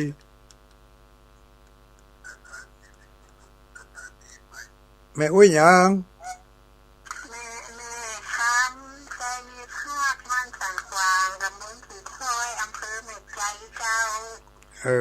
ฟังมาหมื่นละกาฟังมาหมื่นแล้วชัดเจนดีเนาะชัดเจนดีว่าในคำใครห้องเจ้าข้าตุลุงนะห้อมก็ได้อยู่เจ้าในคำเจ้าข้าจะโอนไปเนาะแล้วมีเลขบัญชีแล้วคะเจ้ามีแล้วเจ้าได้เตียนท่านมหาสมศาสตร์เจ้าดีละอนุโมทนาด้วยเนอเจ้าในคำจะโอนไปให้ตุง300เนอเจ้าสาธุอนุโมทนาเนอเจ้าเดี๋ยววันถูกนี่เนาะได้เลยไปเข้าบัญชีให้เนาะได้เลยเจ้าไว้สาเจ้าข้าวโชคดีมีใจรับดีฝันดีในคำจะมีภาคบ้านสันขวางตำบลถ้อยอำเภอแม่ใจจังหวัดพะเยาเจ้าสาธุญาติโยมสวัสดีเจริญพรไปรับฟังอยู่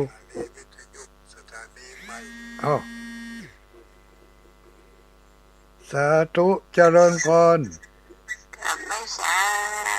ไผเอ่ยเจ้าแม่ยังก็แม่อุ้ยยังแม่อุ้ยอ่อนบุญใจแม่อุ้ยอ่อนเจ้านามสกุลอุ่นใจเจ้าอยู่บ้านไหนบ้านขวางเปาเจ้าขวางเปาเจ้าขวางเปาจมทองกะ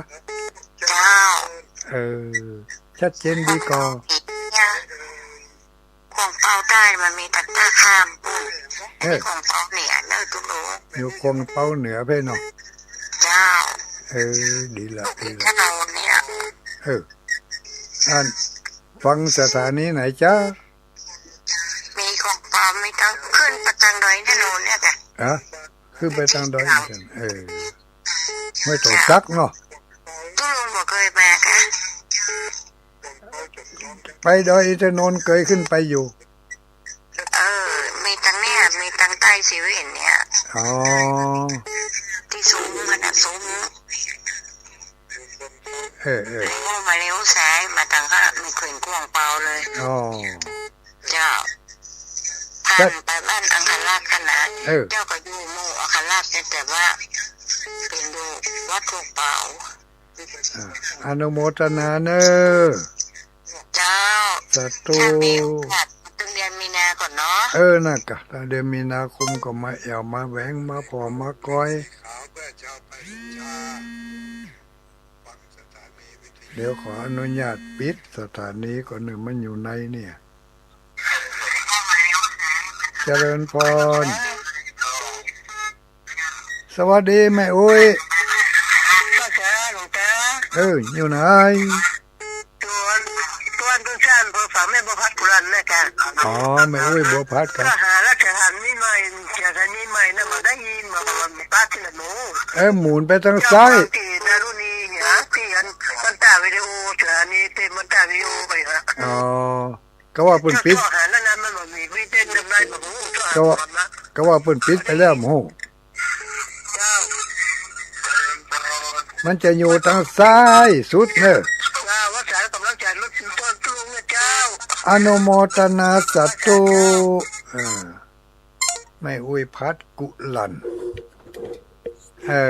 อำเภอฝางมาแล้วแจ้งมาบอกว่าไม่ได้ยิน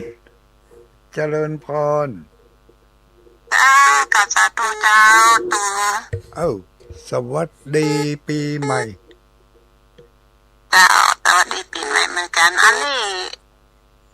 ปฏิทินถึงแล้วเนอะได้รับแล้วเจ้าถึงวันนี้กะถึงตัวเจ้าก็เดี๋ยวว่ามันยังมาจ้าวันนี้เอาไปอะไรแจกกับเจ้าแจกหมดแล้วได้รับกันทั่วหน้าเนาะเจ้าอาบานชื่อๆแต่เนาะปีนี้บ่วิดไผกะตาพายุแต่อันน่าจะเหาะจังอากาศครับจะเหาะจังอากาศถ้าถามหาอยู่ก็จะส่งไปแถมอยู่กะคาดเนาะเจ้าแม่นนะกันเดียวถ้าวันฝามกะบางทีก็จะโอนไปกันโอนก็จะไปด้วยวันที่15บ่เลยได้เลยเจ้าอนุโมทนาเนอเจ้ากับสาธุกำแพงหินเข้ามาใหม่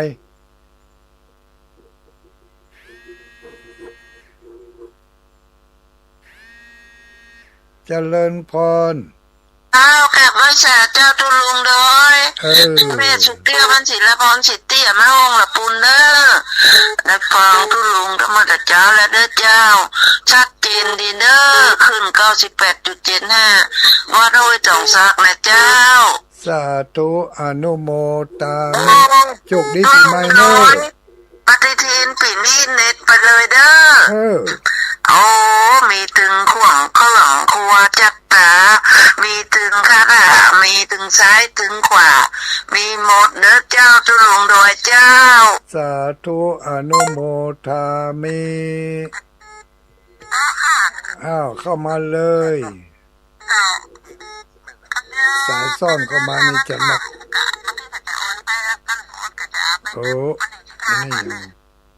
นี่ออกนี่แอดปิดแล้วเนอะเข้ามาเลยปนสมเพศหายแซบตะกี้โชมากรรมมันซ่อนกันบัดนั้นได้ครับเจริญพรจะแม่พังอินเนอ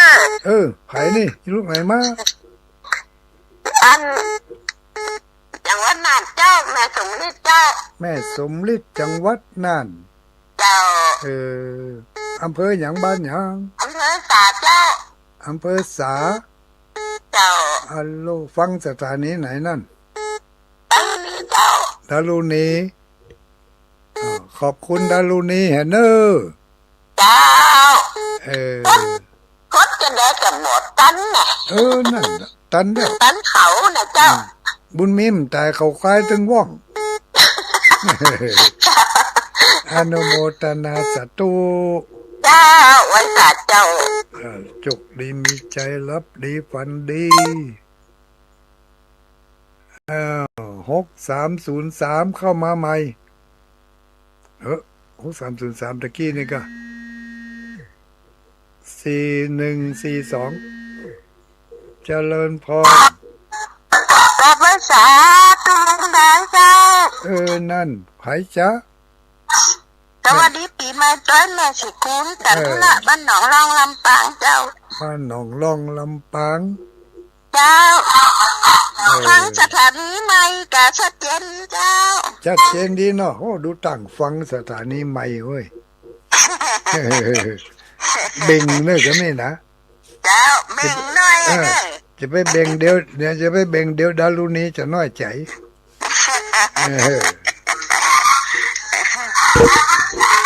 อนุโมทนาเนแม่สิคุณเนอจ้าสวัสดีปีใหม่เจ้าแม่สาธุโชคดีปีใหม่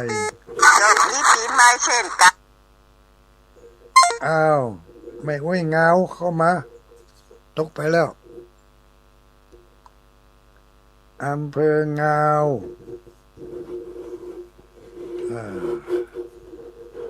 ตะกี้ตัวกับมาเป็นเชือกเป็นเชือกถ้ามันซ่อนกันนะครับแล้วพอน้อยโมทนาเนี่ยไม่กี่กุนเนอร์พอน้อยติดวิทยุเนอะอันก็ไม่วิ่งมา พอน้อยบ่ปิดวิทยุเห็นนี่ปิดแล้วครับผมนั่นก็เดี๋ยวมันอดนี่ก็หมูเรื่องกันหนอสวัสดีปีใหม่แล้วลุงน้อยสวัสดีปีใหม่โชคดีปีใหม่ปีใหม่มาส่งไว้ยังครับยังบ่ส่งเด้อเดี๋ยวกันรอขอแล้วชื่อมินิโมดมันบ่มีเวลาปะน้อยเฮ้ยเดี๋ยวก็ไปบ้านศพเดี๋ยวก็ไปบ้านศพเดี๋ยวก็ไปเฮือนใหม่มันเป็นหยังกองรอไว้ได้แน่ใจเย็นๆหน่อยเนอะใจเย็นเหมือนหนานนี่กะเป็นปน้อยลูกใจเย็นให้มันเหมือนหนานอันสัก2-3 วันถึงแน่เนาะเดี๋ยวขอมีเวลาได้ห่อก่อนมันไม่ได้ห่อแต่นะมันบ่มีเวลานะหาจังหวะหาโอกาสยากจะใจเขามันก็เหมือนเฮาเนี่ยปน้อยปน้อยเขาจะใจเขาเนี่ยมันก็เหมือนเฮาเนี่ยคนเดียวน่ะเดี๋ยวเขาไปเนี่ยมาลู่บ่เซ่หยังเกิดว่ามันลุมันเสียกลางตากลางตั้งแทนที่จะถึงก็บ่ถึงสักกำเนี่ยมันบ่เหมือนใจแน่นอนกะติดไปหานักเต้นเวินน่ะอนุโมทนาสาธุโชคดีปีใหม่สุขภาพสมบูรณ์แข็งแรงต่อไปมีแหมดูได้แหมหลายคนเนอะว่าได้น้องสมพรอย่างนั้นหลายชื่อเปิ่นช่วยยกจอฟ้ามีน้องสมพรรัตนังนวลจันทร์รัตนังบุญเพียรสิริวันเจ้มวยแม่แก้ดน้อยแม่แก้ดน่ะสุภัทราสีเขียวปริชาติโป่งอ้วนสสิชาสิงคเนตรเนาะลำดวนเชิดตระกุลอัมพรบุญหมื่นแล้วก็ไพฑูรย์สมบูรณ์ชัยโอนมาแล้วเรียบร้อยโอนเข้าบัญชีวัดอรัญญวิเวกขออนุโมทนาตัวเนอร์ทีมที่ได้อ่านรายชื่อไปนี่เป็นทีมของน้องพรรัตนังหลวงปู่ลืมอ่านลืมไปแต่มีหลายคนน่ะส่งมาหลายๆแต่ไม่ได้อ่านรายชื่อเพิ่นน่ะยังเห็นนั่นสักวันเนาะต้องค้นมาเก็บไว้ลูกนี้ไปหาเดือนมีนายังหาเมินอยู่ถ้าจะได้อ่านรายชื่ออยู่เนอะไม่อ้ยฉลาดว่าจะได้ไม่การหลวงพ่อเจ้าได้รับปฏิทินก่อนนั่นเจ้าปฏิทินสื่อของเปิดได้ไม่เลี้ยวเหมือนคนสั่งจัดลายมันได้สักใบอ่ะเจ้าแล้วไม่อ้ยฉลาดได้ก่อเจ้าได้ใบหนึ่งสื่อของเงินประเทศมันนิน้ำนะจ๊ะนั่นกะแล้วจะเอากี่แผ่นเขาจะยาวหมอหุ่มเดี๋ยวนี้เขาสั่งบอกมีดหลวงพ่อ คุณหมอจงมาเฮิมได้ยาก้ายาตาก็ว่ามาเอออันก็ไม่เป็นไรเจ้าแต่เดี๋ยวเพิ่นจะเอาอยู่ไม่งานศพของในของพ่อแม่หมอนะจ๊ะไปได้ไปทั้งเพศก็มีศพตุเจ้าซ้ำศพตุเจ้าเป็นผัวคนตายละก็ขอแสดงความเสียใจด้วยเปิ้นเนอเจ้าบอกให้แม่หมอตัวเจ้าแต่ตุลุงดอยขอแสดงความเสียใจด้วยอีกก็จะได้ตั้งอกตั้งใจแผ่เมตตาแผ่บุญแผ่กุศลไปให้เปิ้นเนอเจ้าเปิ้นชื่อหยังหลวงพ่อเจ้าเปิ้นชื่อหยังพ่อสุขคำเจ้าพ่อสุขคำเนาะพ่อสุขคำผัวเป็นว่าอ่านนะเจ้าพ่อสุขคำขาวสะอาดเจ้าพ่อสุขคำขาวสะอาดเนาะเจ้าอนุโมทนาเดี๋ยวจะได้ไหว้พระสมมติจะได้แผ่เมตตาให้เป็นเนอเจ้าสาธุเจ้าสาธุอนุโมทามิ0932722499 เจริญพรเจ้ากำไว้สาเจ้าหลวงพ่อฟังอยู่เนอฟังแต่จริงและต้นรายการฟังหลวงพ่อแล้วเป็นหวานรับล่าหลวงพ่ออ่านสตายจะดุ้งตื่นไว้หำกำเลยนี่จะหลวงพ่อขอบคุณนะหลวงพ่อเนออนุโมทนาวันนั้นยังบอกไปพากันสักคำเจ้าไหนที่วัดตุลุงแดงได้ไปอะเจ้ามันเจ้ามันมีติดไปได้ไผ่นะเจ้านะนั่นกะอนุโมทนาสาธุบุญตัวหลวงพ่อจินเนอสาธุมีเวลามาแอลเนอเจ้าเดือน6เองเจ้าหลวงพ่อขอบคุณเจ้าสาธุเจ้าโชคดีมีใจโชคดีมีใจโชคดีปีใหม่0932722499เจริญพรลูกที่ไหนมากำแพงหินเจ้ากำแพงหินบ้านหนาวเถอะกะบ้านหนาวเถอะกะวันนั้นไปงานวัดตุลุงแดงวันที่อย่างน่ะไปวันที่มันยังแหวันที่9ก็หาอันไปตัดกับคนวันเนาะวันแม่นวันที่9กับวันที่8ที่9วันนั้นไปวางศิลาฤกษ์แปลงวิหารปุ้นป่าเมียงห้วยทรายจะขอไปวันที่10เจ้าใส่บาตรเจ้าได้ใส่บาตรวันที่10อังกับพระท่านมหาสมชาติอยู่กะบ่ได้ปะ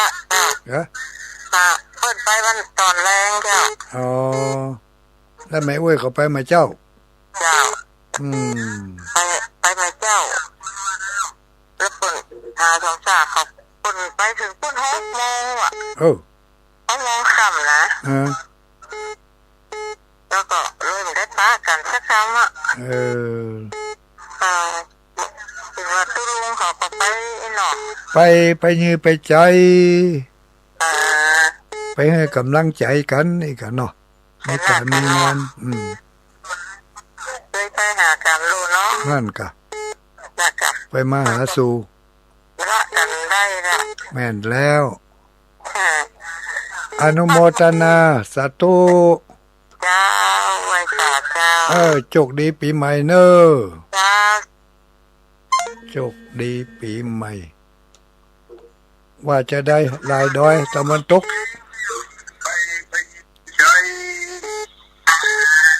สวัสดีเนอ สวัสดีปีใหม่เนอะ เจ้าไหว้สาหลวง เอ ปู่ อ เจ้า ไหว้สาไหว้สา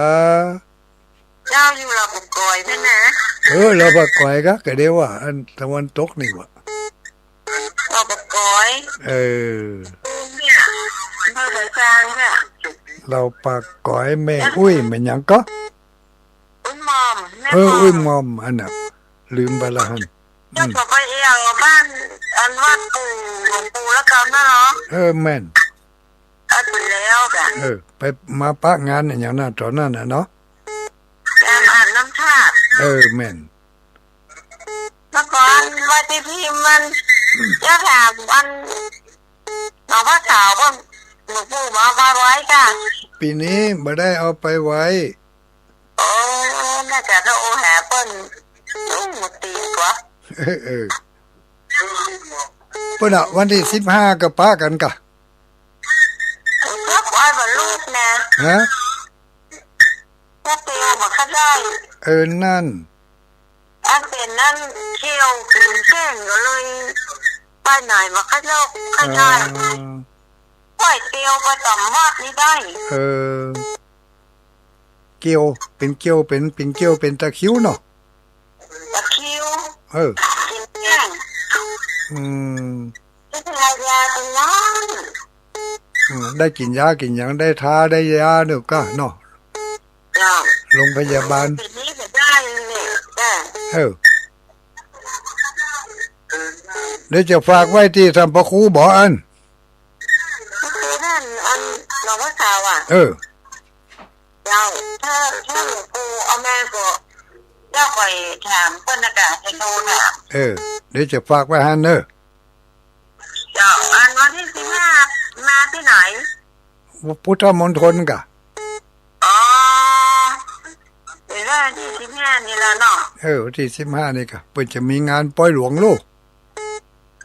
อ๋อ ปล่อยหลวงพระธาตุเจดีย์พุทธคยา เจ้า เอาอนุโมทนาเนอะจะหมดเวลาแล้วนี่ เจ้า หมดเวลาเนอะญาติโยมทั้งหลายเนอะเดี๋ยวสถานีหนีละแต่เมาะ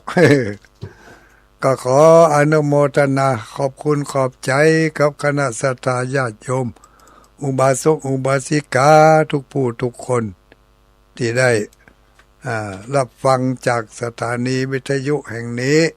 ขอขอบคุณสถานีทุกที่ทุกแห่งที่รับสัญญาณเนอโชคดีปีใหม่อายุวันโนสุขังพลัง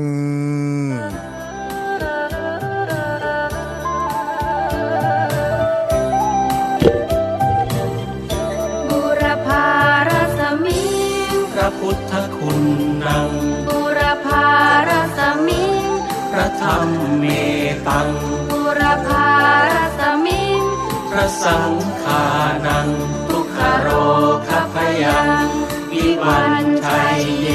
สัพพทุกข์สัพพโศกสัพพโรคสัพพภัยสัพพเคราะห์เสนียดจันไรวิวันชัยเยสัพพทะนังสัพพะลาภังพระวันตุเมรักขันตุสุรักขันตุ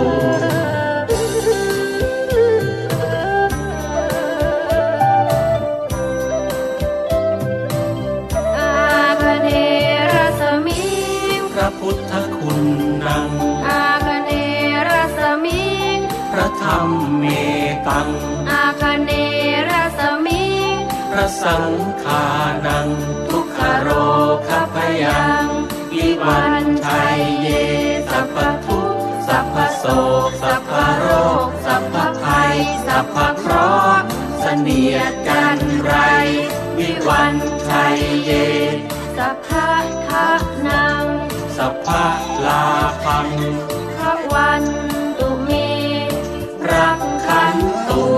สุรักขันตุ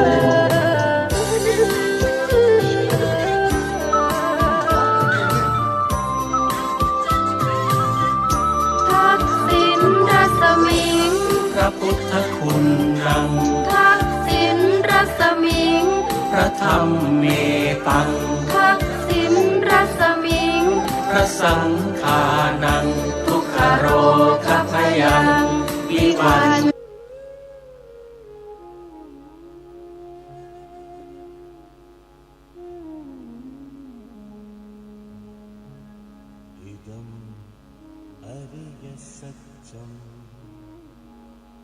अयमेव अरियो अट्ठङ्गिको मग्गो सेयत्विदम् सम्मादिट्ठि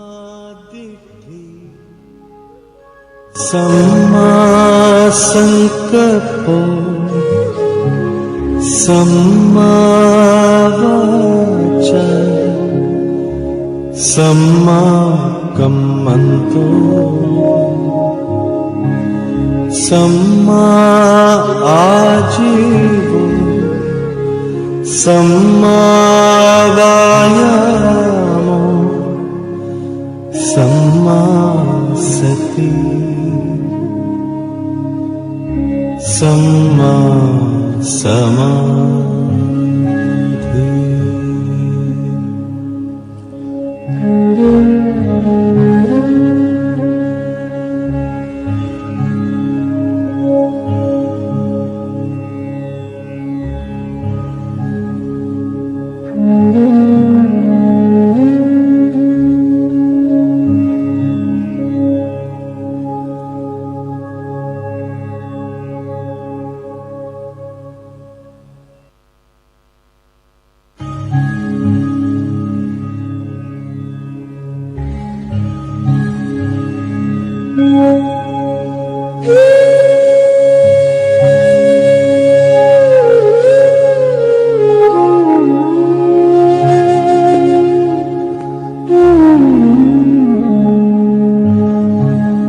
इदं खोपनभिक्खवे दुःखं मरिय सत्यं जातिपि दुःखा जरापि दुःखा व्याधिपि दुःखा मरणंपि दुःखम् अप्पियेहि संपयोगो दुःखो पियेहि विपयो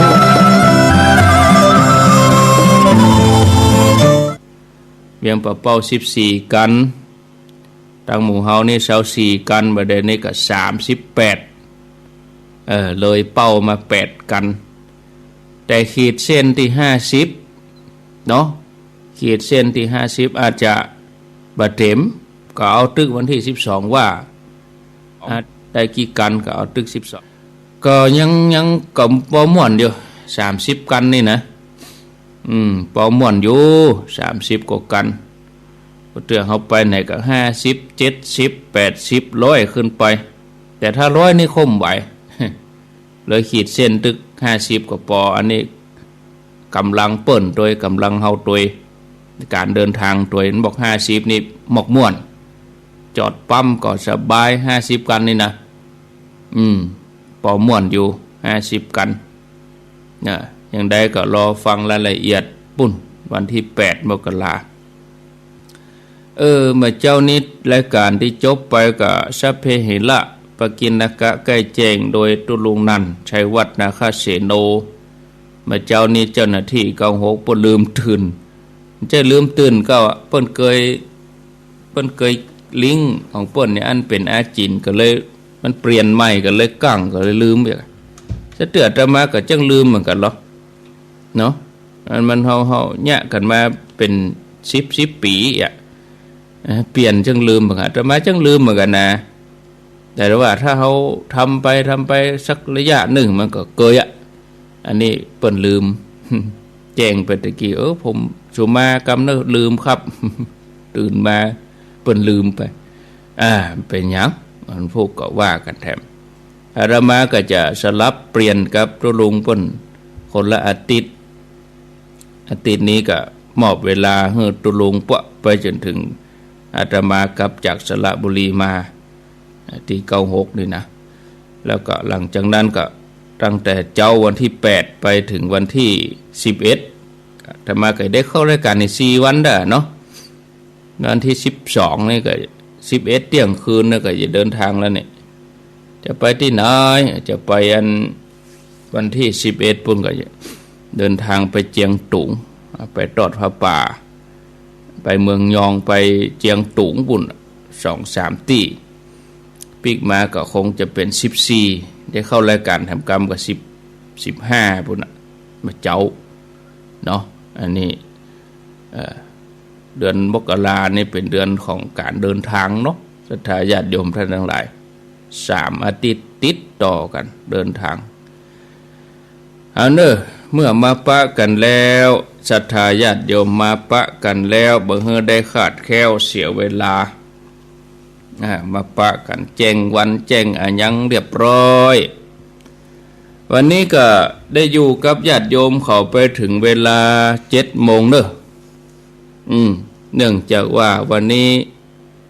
ท่านมหาสมชาติเพิ่นติดงานเพิ่นก็ลาก็ชุบตัดพอดีตัดใจตัดเวลาพอดีเพราะว่าก็ตึงตั้งใจว่าจะขอเวลาเพิ่นแต่ว่าเพิ่นลาก่อนแต่ว่าวันนี้เจ้านี้ขอนิมนต์เมตตาท่านอาจารย์ต่างแตนไปก่อนเด้อเพราะว่าติดงานนะมาเจ้านี้ได้เป็นอย่างก็ตึงถ้าได้เข้าก็ตึงจะขอเวลาอยู่ดีเนาะเพราะว่าได้แจ้งญาติโยมถึงเรื่องที่จะเดินทางก็วันพวกนี้แถมวันขอเวลาท่านธนอัตวัดสมณะต้นธงวันเสาร์พวกนี้ก็คงจะพอดีวันเสาร์นี้คือท่านนิคมพ้นไปดำเนินรายการเสร็จสัดเรียบร้อยแล้วก็วันที่8ปีกมาก็ดำเนินรายการตามปกติอย่างใดนั่นก็ญาติโยมพยายามตื่นเจ้าน้อยเพราะช่วงแมลงนี่อาตมามาล่ำได้มาให้ฟังถ้าจะได้ก็ก็วันพุธคือได้เข้ารายการวันพุธรายการที่เข้าประจำวันพุธนี่วันการก็ท่านพระครูสุเมธเปิ้นกับท่านพระครูวิพาทแล้วก็วันพุธเนี่ยอาตมาก็เข้ารายการวันพฤหัสก็ลิงเวียงปะเป้าวันศุกร์เสาร์ลิงเวียงปะเป้า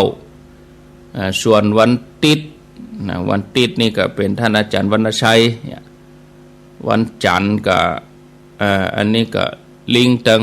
เวียงปะเป้าเปิ้นเนาะวันจันทร์เนี่ยวันจันทร์นี่ลิงรับสัญญาณที่เวียงปะเป้าวันการนี่จะเป็นรายการของท่านพระครูสุเมธกับท่านพระครูวิพาทหมายความว่ารายการที่อาตมาเขานี่ก็มีอยู่3 วันต่ออันเนาะมีวันติดท่านอาจารย์วรรณชัยท่านพระครูสถิตท่านพระครูกัลยาณประโมทวันการกับท่านพระครูวิพาทกับท่านพระครูสุเมธธรรมเสวีวันพุธก็ยังตะคืนเนี่ยอาตมาภาพท่านพระครูสุเมธแล้วก็ท่านพระครูกัลยาณประโมทส่วนวันพฤหัสได้ลิงสัญญาณเวียงปะเป้าวันศุกร์ก็ลิงสัญญาณเวียงปะเป้าแล้วก็ท่านพระมหาประสิทธิ์ธรรมาภินันโทแล้วก็รายการวันเสาร์นี่ก็ลิงเวียงปะเป้ามาเหมือนกัน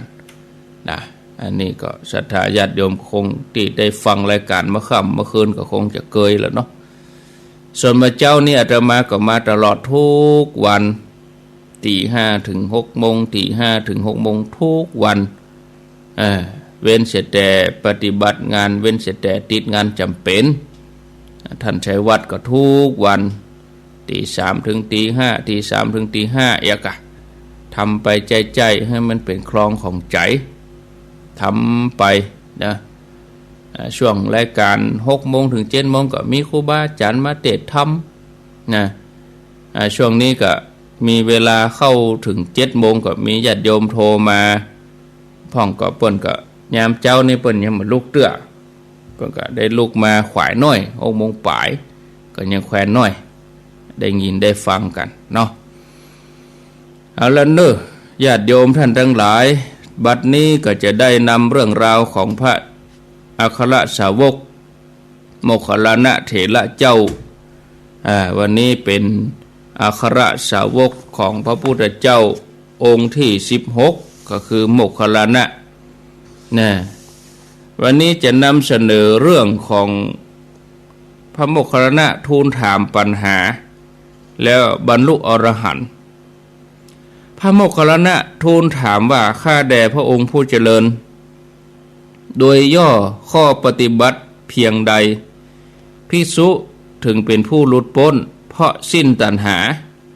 มีความสำเร็จล่วงส่วนมีที่สุดล่วงส่วนประเสริฐกว่าเทวดาและมนุษย์ทั้งหลายพระองค์ตรัสต่อว่าภิกษุในพระธรรมวินัยนี้เมื่อได้ฟังธรรมทั้งปวงบ่ควรถือมั่น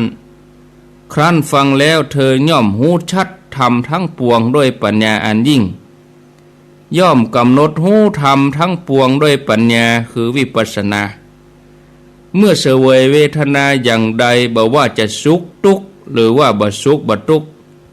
ก็ย่อมพิจารณาหันความบ่เที่ยงในเวทนาเหล่านั้นอนิจจานุปัสสี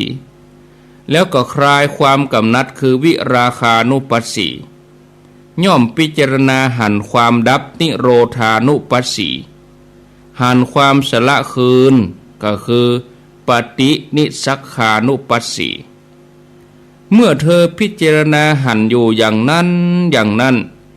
ย่อมบ่ยึดมั่นอย่างในโลกเมื่อบ่ยึดมั่นย่อมบ่สะดุ้งเมื่อบ่สะดุ้งก็นิพพานเฉพาะตัวทีเดียวย่อมหูชัดว่าชาตินี้สิ้นแล้วพรหมจรรย์จบแล้วกิจที่ควรทำสำเร็จแล้วกิจอื่นเพื่อความเป็นอย่างอื่นอย่างนี้ไม่มีแล้วโมคคัลลานะข้อปฏิบัติโดยย่อมีเพียงเท่านี้แหละแต่อรรถกถาเปิ้นอธิบายเพิ่มเติมว่าธรรมทั้งปวงที่บ่ควรยึดมั่นถือมั่นได้แก่ขันธ์5อายตนะ12ธาตุ18เป็นธรรมที่บ่ควรยึดมั่นถือมั่นด้วยตัณหาด้วยทิฏฐิเพราะธรรมเหล่านี้เป็นสิ่งบ่เที่ยงเป็นทุกข์เป็นอนัตตาแม้อยากจะยึดถือก็บ่สำเร็จเพราะความที่มันปรวนแปรเปลี่ยนแปลงท่านว่าทูลถามโดยย่อพระพุทธเจ้าก็ตอบโดยย่อโมคคัลลานะฟังแล้วก็เจริญวิปัสสนาได้บรรลุอรหันต์หลังจากที่พระโมคคัลลานะเปิ้นได้บรรลุอรหันต์แล้วท่านก็ได้ปั่มเปงปฏิบัติศาสนกิจในการเผยแผ่ธรรมช่วยแบ่งเบาภาระธุระพุทธเจ้าช่วยดูแลหมู่สงฆ์เป็นต้นโดยเฉพาะการใช้อิทธิปาฏิหาริย์ประกอบการสอนคนต่างๆหลายวาระด้วยกันยกตัวอย่างการเขย่าบุพารามเป็นต้นซึ่งเป็นความโดดเด่นของท่านโมคคัลลานะกล่าวไว้ในภายหลังว่าแม้แผ่นดินอันลึกอันหนาภัยก็ฮื้อวันไหวได้ยากแต่เฮาพูดถึงที่สุดแห่งฤทธิ์พึงฮื้อไหวด้วยนิ้วหัวแม่เท้าเท่านั้นในอรรถกถาได้อธิบายเพิ่มเติมว่าในสมัยหนึ่งพระพุทธเจ้าพระองค์ประทับอยู่ที่บุพารามปราสาทซึ่งนางวิสาขามหาอุบาสิกาเปิ้นได้สร้างถวายวัดบุพารามครั้งนั้นมีภิกษุบวชใหม่จำนวนนักนั่งอู้กันอยู่ที่ปราสาทโดยที่บ่นึกถึงความเคารพพระพุทธเจ้านั่งอยู่บนจั่นบนปุ้นอู้กันแต่เรื่องไร้สาระประกอบด้วยประโยชน์หยังพระพุทธเจ้าทรงสดับฟังกรรมเหล่านั้นแล้วประสงค์จะฮื้อภิกษุทั้งหลายสลดใจมีจิตใจพร้อมที่จะฟังธรรมพุทธเจ้าก็เลยห้องเรียกมหาเถระมาพระองค์ว่าโมคคัลลานะเธอจงฟังเหรอภิกษุบวชใหม่อู้แต่เรื่องไร้สาระเป็นเดรัจฉานคถาคืออู้เรื่องบ่เป็นเรื่องนั่นเนาะพระเถระก็ฮู้ว่าพระองค์ประสงค์อย่างใด พระเถระก็เลยเข้าฌานมีอาโปกสินคือกสินน้ำเป็นอารมณ์มีอภิญญาเป็นบาทออกแล้วอธิษฐานว่าขอที่ตั้งปราสาทจงเป็นน้ำแล้วเอานิ้วหัวแม่เท้ากดยอดปราสาทเอ็นไปเอ็นมาเอ็นไปเอ็นมาหมู่ภิกษุเหล่านั้นตื่นตกใจแผ่นดินไหวเสียละกันมั่งหมู่ภิกษุหมู่นั้นก็ชดออกนอกปราสาทคนตีคนต่างเนาะรีบหนีออกมาไปยืนรวมกันที่ใกล้พุทธเจ้าสั่นงอนนี่พระองค์ตรวจพออัธยาศัยของภิกษุบวชใหม่นั้นแล้วพร้อมแล้วพอกลัวแล้วบ่พระองค์ก็เลยแสดงธรรมจบธรรมเทศนาที่พระองค์ได้ตรัสตอนนั้นภิกษุบวชใหม่ก็บรรลุโสดาบันพ่องสกิทาคามีพ่องอนาคามีพ่องบางตนปารมีเต็มเปี่ยมก็ได้เป็นอรหันต์ในพระบาลีเล่าว่าภิกษุใหม่เหล่านั้นเป็นผู้ที่ฟุ้งซ่านอวดตัว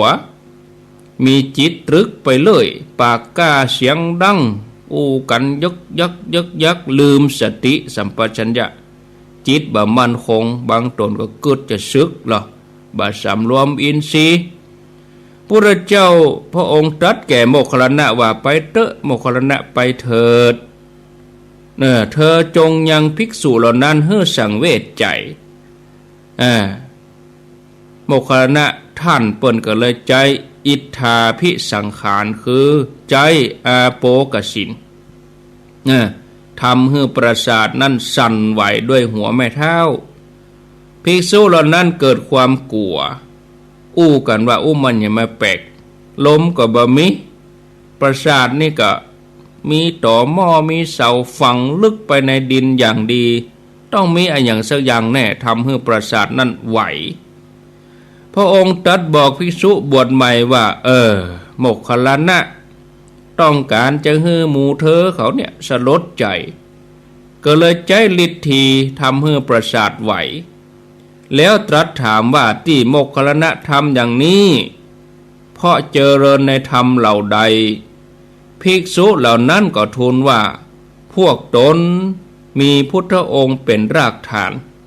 มีพุทธองค์เป็นผู้นำขอพระองค์เป็นที่ปึ้งประทานเนื้อความแห่งภาษิตให้แจ่มแจ้งพวกข้าพระองค์ฟังแล้วก็จะจดจำไว้หลังจากนั้นพระองค์ก็แสดงอิทธิบาท4ที่เป็นไปให้ภิกษุทั้งหลายได้เจริญฌานสมาบัติฤทธิ์ที่มีอภิญญาเป็นปัจจัยแล้วก็อิทธิบาท4ที่เป็นไปกับการเจริญวิปัสสนาบางตนก็บรรลุทำตามบุญของแต่ละตนนะท่านเล่าว่าเวชใจโยนหรือว่าเวชใจยันตะปราสาทสูงมีป้อมปราการเรือนยอดหลายพันพุทธแวดล้อมเป็นปราสาทที่เกิดขึ้น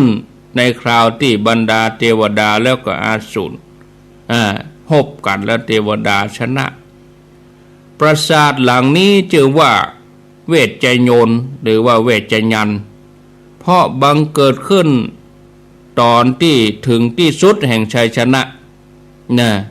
ตั้งอยู่ที่สวรรค์จันดาวดึงส์สมัยหนึ่งท้าวสักกะเทวราชเสด็จเข้าไปเฝ้าพุทธเจ้าที่บุพารามวิหารใกล้กรุงสาวัตถีท้าวสักกะเทวราชทูลถามว่าข้าแด่พันเตพระพุทธเจ้าพระองค์ผู้เจริญกล่าวโดยย่อแล้วด้วยข้อปฏิบัติมีเพียงเท่าใดภิกษุจึงได้ชื่อว่าน้อมไปแล้วในธรรมเป็นที่สิ้นตัณหามีความสำเร็จล่วงส่วนมีความปลอดโปร่งจากกิเลสเป็นเครื่องประกอบล่วงส่วนเป็นพรหมจารีล่วงส่วนมีที่สุดล่วงส่วนเป็นผู้ประเสริฐกว่าเทวดาและมนุษย์ทั้งหลายพุทธองค์ก็ทรงตรัสตอบว่าดูก่อนท้าวสักกะเทวราชอันเป็นจอมเทพภิกษุในพระธรรมวินัยนี้ ได้สดับว่าธรรมทั้งปวงบ่ควรยึดมั่นเมื่อภิกษุได้ฟังความนี้แล้วย่อมหูชัดในธรรมทั้งปวงด้วยปัญญาอันยิ่งครั้นทราบชัดในธรรมด้วยปัญญาอันยิ่งแล้วย่อมกำหนดหูธรรมทั้งปวงเมื่อกำหนดหูธรรมทั้งปวงแล้วเมื่อเธอได้เสวยเวทนาอย่างใดอย่างหนึ่งสุขก็ดีทุกข์ก็ดีบ่สุขบ่ทุกข์ก็ดีเธอย่อมพิจารณาหันความบัดเตี้ยงพิจารณาหันความนายพิจารณาหันความเบื่อหน่ายหันความดับพิจารณาหันความสละคืนในเวทนาทั้งหลายนั่นเมื่อพิจารณาหันอย่างนั้นแล้วย่อมบ่ยึดมั่นถือมั่นสิ่งใดๆในโลกเมื่อบ่ยึดมั่นถือมั่นสิ่งใดๆในโลกย่อมบ่สะดุ้งหวาดหวั่นบ่สะดุ้งกลัวย่อมดับในกิเลสเพื่อสงบได้เฉพาะตัวแล้วก็หูชัดว่าชาติสิ้นแล้วพรหมจรรย์จบแล้วกิจที่ควรทำเสร็จแล้วกิจอื่นเพื่อความเป็นอย่างนี้บ่มีดูก่อนจอมเทพท่านท้าวสักกะเทวราชกล่าวด้วยย่อด้วยข้อปฏิบัติเท่านี้แลภิกษุชื่อว่าน้อมไปแล้วในธรรมอันเป็นที่สิ้นแห่งตัณหาท้าวสักกะเทวราชก็ชื่นชมยินดีในภาสิทธิ์ถวายอภิวาทประทักษิณแล้วหายไปจากที่นั่น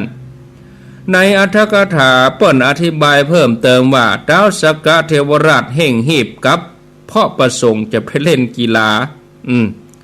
ก่อนที่จะเสด็จเข้าเฝ้าพระพุทธเจ้านั้น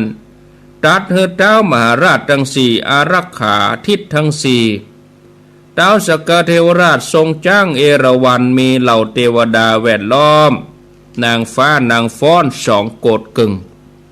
เนี่ยประทับอยู่ที่ประตูอุทยานสวรรค์แล้วก็ทรงดำริถึงปัญหานี้เกิดว่าหากเข้าไปเล่นกีฬาก่อนอาจจะลืมปัญหาเฮาจะรอก่อนแล้วหายจากคอจ้างเข้าไปเฝ้าพระพุทธเจ้าถามปัญหาได้คำตอบแล้วก็รีบกลับมาโมคคัลลานะนั่งอยู่บักไก่เท่าใดหูหันการเข้าเฝ้าของท้าวสักกะเทวราชแล้วก็เกิดว่าท้าวสักกะเทวราชทราบความแห่งพระพุทธเจ้าที่พระองค์ได้ตรัสดำรัสไว้หรือว่าบ่ได้ทราบนะแล้วหายตัวจากบุพรามปราสาทไปปรากฏในหมู่เทวดาจันดาวดึงส์ท่านกล่าวว่าพระเถระได้ยินเสียงทูลถามแต่ไม่ได้ยินเสียงพระพุทธเจ้าตอบได้ยินแต่เสียงอนุโมทนาของท้าวสักกะเทวราชเพื่อจะสอบถามความแห่งที่พระองค์ได้ตรัสมีดำรัสจากท้าวสักกะเทวราชขณะนั้นท้าวสักกะเทวราชกำลังอิ่มเอิบพร้อมพรั่งโดยดุริยะดนตรี500 อย่าง500 ชนิดอยู่ในสวนดอกบุญทลิกได้ทอดพระเนตรหันพระเถระแต่ไกลก็เลยหยุดหยุดย่างเล่นดุริยะดนตรีเสียก่อนนะท้าวสักกะเทวราชก็เสด็จเข้าไปหาโมคคัลลานะนิมนต์ให้นั่งนี่ก่อนครั้นท้าวสักกะเทวราชนิมนต์พระโมคคัลลานะนั่งเตรียมอาสนะแล้วเปิ้นก็นั่งต่ำกว่าพระเถระพระโมคคัลลานะก็ถามว่าพระผู้มีพระภาคเจ้านั้นตรัสถึงความในใดธรรมใดเป็นที่สิ้นตัณหาโดยย่อแก่พระองค์อย่างใดขอบอกแก่อาตมากรรมอาตมาจักได้มีส่วนแห่งธรรมนั้นพ้องท้าวสักกะเทวราชบอกว่าตัวเองมีกิจนักมีธุระนักตึงธุระส่วนตัวธุระเทวดาสวรรค์จันดาวดึงส์ภาษิตที่พระองค์กล่าวกับหม่อมข้าเนี่ยก็คือลืมไปแล้วน่ะกล่าวกับผมเนี่ยลืมไปแล้วง่ายๆเนาะเนี่ยตัดแล้วก็เล่าคราวที่เทวดาชนะหมู่อสูรตนเองก็สร้างเวชโยนปราสาทมีเป็น100 จันหนึ่งก็มีเรือนยอดอยู่700มีนางอัปสร700นางแต่ละนางก็เทพธิดาอยู่ดูแลแห่ง700ข้าแด่ท่านโมคคัลลานะเถระเจ้า ท่านปรารถนาเพื่อจะชมสถานที่น่ารื่นรมของปราสาทพ่องกอในอัตถกถาบอกว่ามีคดีต่างๆของเทวดาเกิดขึ้นนักท้าวสักกะเทวราชต้องคอยตัดสินก็เลยตัดว่ามีกิจนักมีธุระนักโมคคัลลานะก็รับโดยดุษฎีคือฮับว่าใครไปพอเหมือนกันท้าวสักกะเทวราชแล้วก็ท้าวเวสสุวรรณมหาราชเนี่ยสนิทสนมกันดูแลนิมนต์พระเถระเดินไปทางหน้าเข้าไปในปราสาทหมู่นางฟ้านางเทพธิดาหันพระเถระแล้วก็ละอายใจรีบเข้าสู่ห้องหอตัวเองก็คล้ายกับแม่หญิงลูกไปหันเป้าหัวก็เกรงกลัวละอายใจอย่างนั้นอุปมาอย่างนี้ท้าวสักกะเทวราชกับท้าวเวสสุวรรณได้เชื้อเชิญพระเถระมาชื่นชมปราสาทเวชโยนสถานที่ต่างๆพระเถระบอกว่าโอ้สถานที่ของท้าวเนี่ยน่ารื่นรมพิลมจมจื่นงดงามเหมือนสถานที่ของผู้ได้บุญทำบุญมานักแต่ปางก่อนแล้วเปิ้นก็ดำริว่าท้าวสักกะเทวราชนี่เป็นผู้ประมาทอยู่เน้อเฮาจะทำให้สลดใจเปิ้นก็เลยบันดาลโดยฤทธีโดยอิทธาภิสังขารใจหัวแม่เท้ากดเวชโยนประสาทเขย่าในอัตถกถาอธิบายกล่าวว่าพระเถระเข้าอาโปกสินออกแล้วอธิษฐานว่าขอให้ที่ตั้งของปราสาทเนี่ยเป็นน้ำเนี่ยอย่าเอาลูกบอลลอยน้ำนั่นนะจากนั้นก็ใจหัวแม่เท้ากดลงที่จ่อฟ้าปราสาทนี่ก็ไหววันเนี่ยวันไหวเนี่ยไหวไปไหวมาเหมือนบาดลอยน้ำลองแหลงวัสดุทั้งหลายในปราสาทก็กระทบกันมีเสียงดังกิ้งกองนี่ท้าวสักกะเทวราชเนี่ยกับท้าวมหาราชหมู่เทวดาชั้นดาวดึงส์ป้ากันประหลาดใจเกิดความกลัวเนี่ยบอกว่าโอ้ท่านผู้เจริญทั้งหลายนี่เป็นความอัศจรรย์สมณะนี่มีฤทธิ์แต่หนอมีอานุภาพแต่หนอเอาหัวแม่เท้าโกดยอดปราสาทเขย่าฮือสั่นสะท้านไปได้นี่พระเถระนี่มีฤทธิ์แต่รู้นี่ศรัทธาญาติโยมท่านทั้งหลายนะพระโมคคัลลานะฮู้ว่าท้าวสักกะเทวราชทรงเกิดความสลดใจนะขนลุกหรอขนลุกก็คือ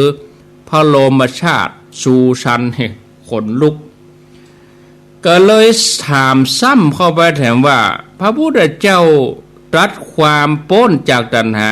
โดยย่นย่อจะใดตอนใหม่นี่ว่าลืมไปแล้วจิตนักธุระนักลืมไปแล้วลืมกะเขย่าประสาทเลย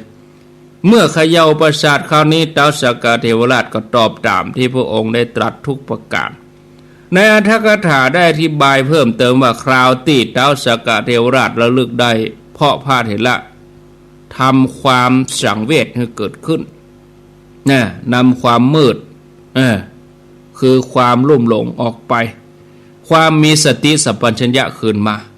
โมคคัลลานะชื่นชมยินดีที่ท้าวสักกะเทวราชแสดงธรรมตามที่ได้ทูลถามพระองค์แล้วหายตัวออกจากสวรรค์ชั้นดาวดึงส์ไปปรากฏตัวที่บุพรามปราสาทขันพระเถระจากไปแล้วบ่เมินบ่นานหมู่เทวดาที่ได้ดูแลท้าวสักกะเทวราชก็ถามว่าสมณะนั้นเป็นไผเป็นศาสดาเป็นเจ้านายของพระองค์กาท้าวสักกะเทวราชตอบว่าสมณะนั้นบ่ใช่ศาสดาของเฮาแต่ว่าเป็นสาวกพระพุทธเจ้านี่เป็นผู้ที่บรรลุมรรคผลเหมือนกันหมู่นางเทพธิดาก็ทูลชมเชยว่าโอ้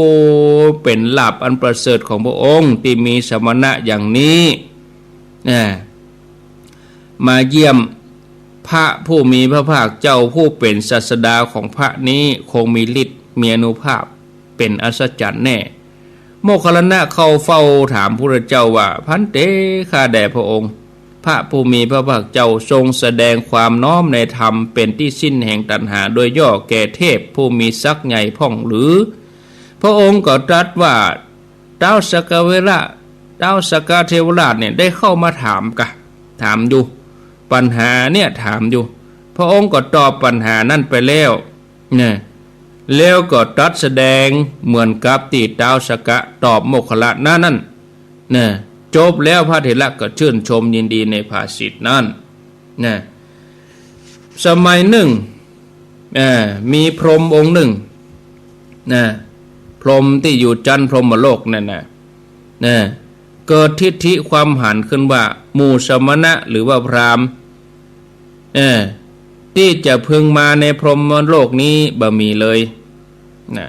พระพุทธเจ้าประทับอยู่ที่วัดพระเจตวันทรงทราบความหันของพรหมนั้นแล้วทรงต้องการอนุเคราะห์ให้คลายจากความหันนั้นทรงหายจากพระองค์จากเจตวันไปปรากฏพระองค์ในพรหมโลก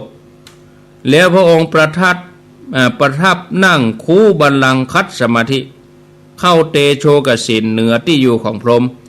โมคคัลลานะเกิดความคิดว่าขณะนี้พระผู้มีพระภาคเจ้าประทับอยู่ที่ไหนหนอก็หันด้วยทิพยจักษุว่าพระองค์ประทับอยู่ที่พรหมโลกโมคคัลลานะก็เลยหายตัวไปปรากฏตัวนั่งคู่บัลลังก์เข้าเตโชกสินทางทิศบุรพาเหนือพรหมแต่ต่ำกว่าพระพุทธเจ้าแม้มหากัสสปะก็เกิดความคิดว่าขณะนี้พระพุทธเจ้าประทับอยู่ที่ไหนหนอก็หันด้วยทิพยจักษุพระมหากัสสปะก็หายตัว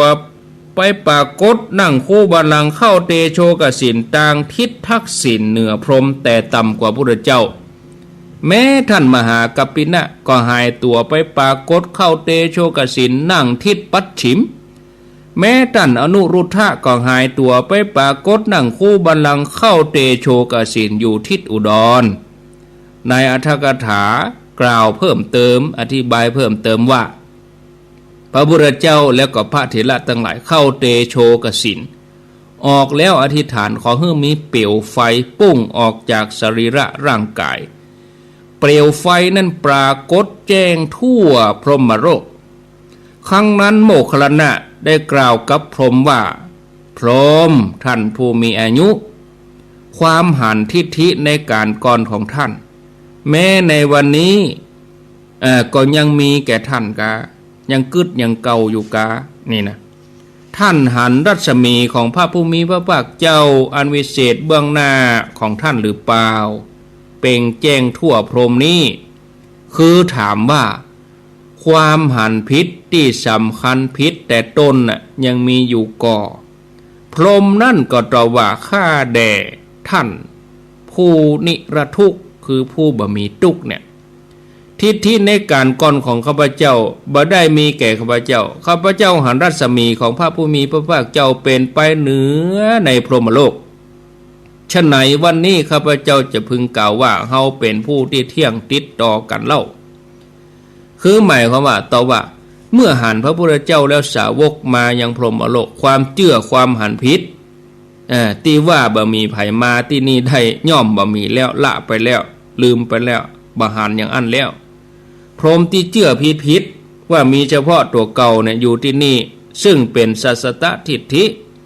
เมื่อได้ฟังธรรมเทศนาพระพุทธเจ้าแล้วพรหมก็ละทิฏฐินั้นแล้วก็ได้บรรลุโสดาบันพระพุทธเจ้าทรงทำให้พรหมสลดใจแล้วทรงหายพระองค์กลับไปที่วัดพระเชตวัน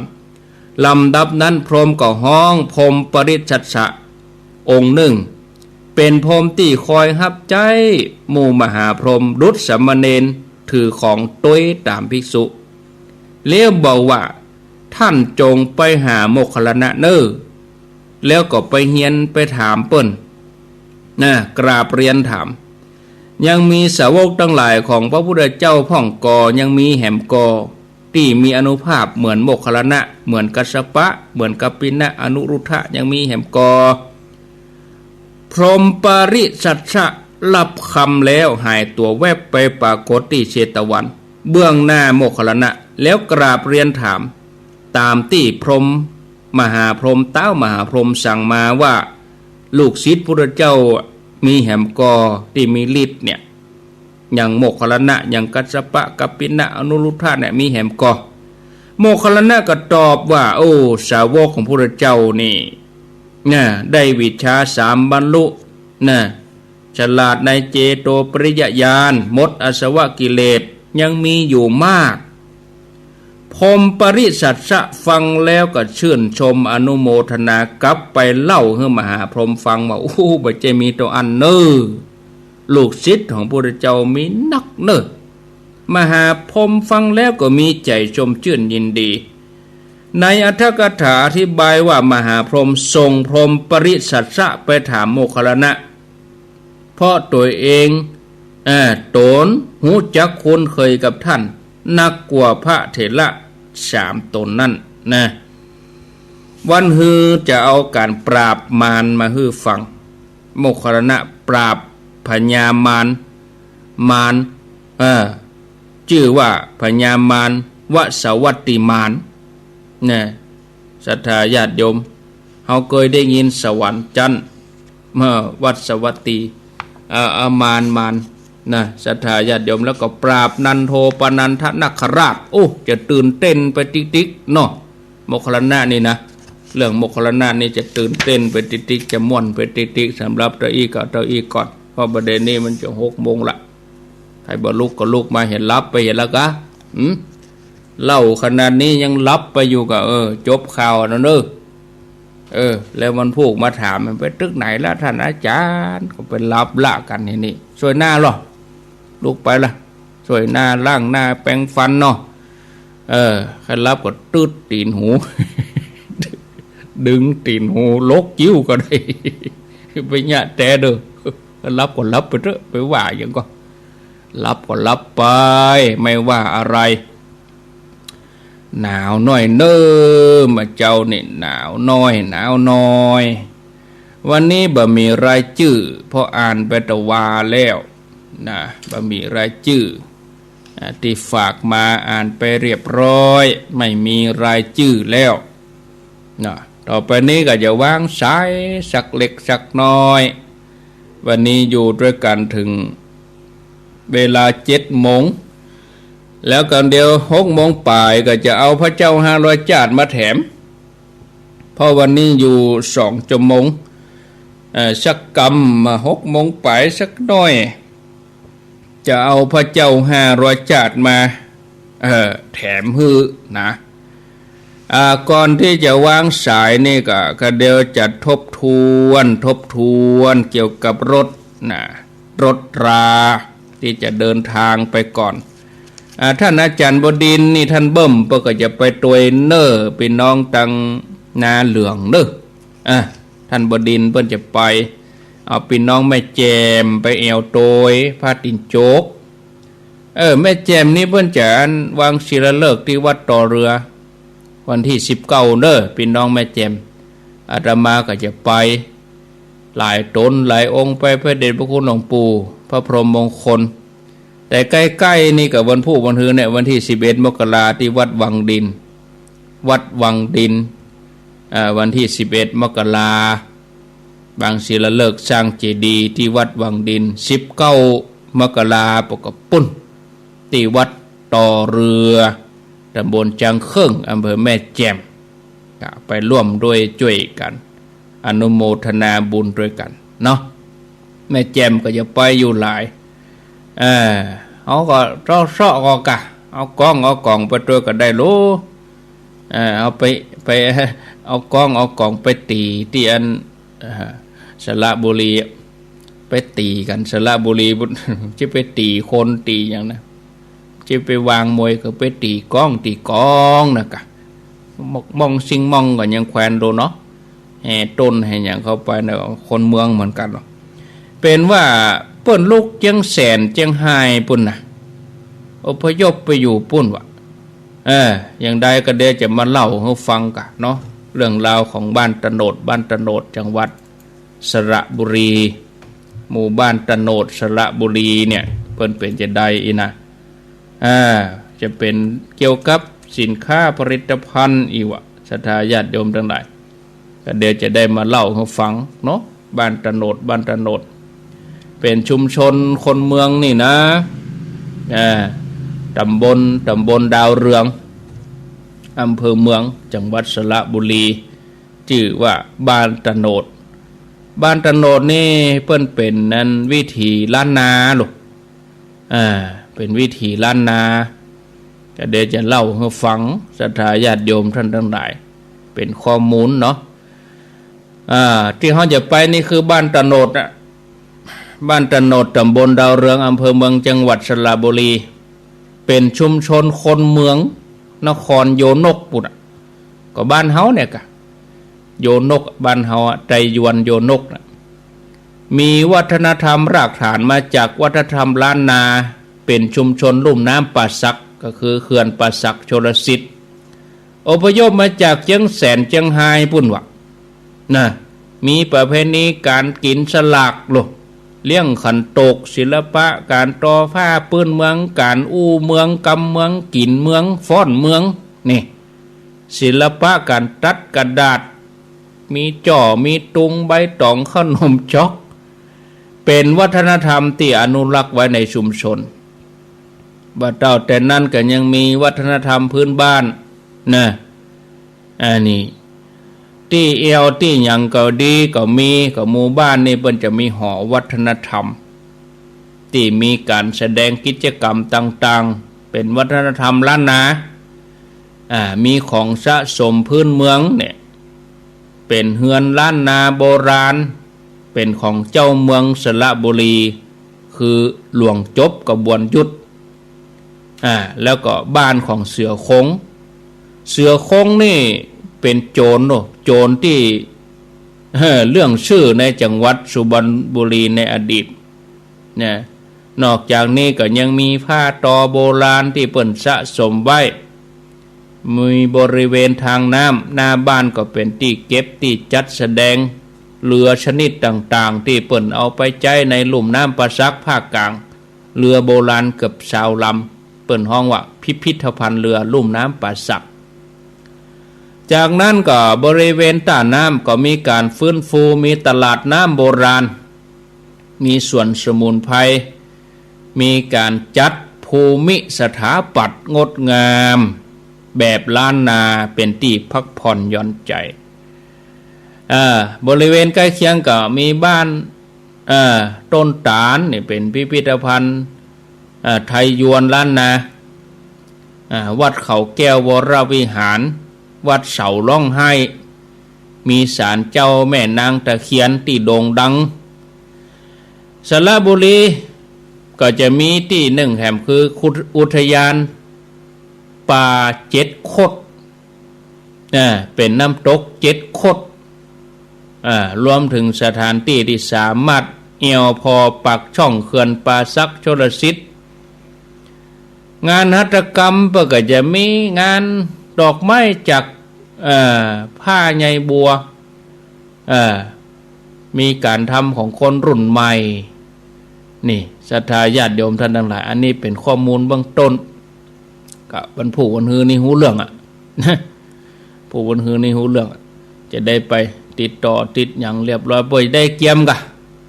ไปได้เกียมได้ซ้อมไว้กะเนาะแปลงเวทีแปลงอย่างจะเลี้ยงกันจะได้จะกินจะได้เนาะ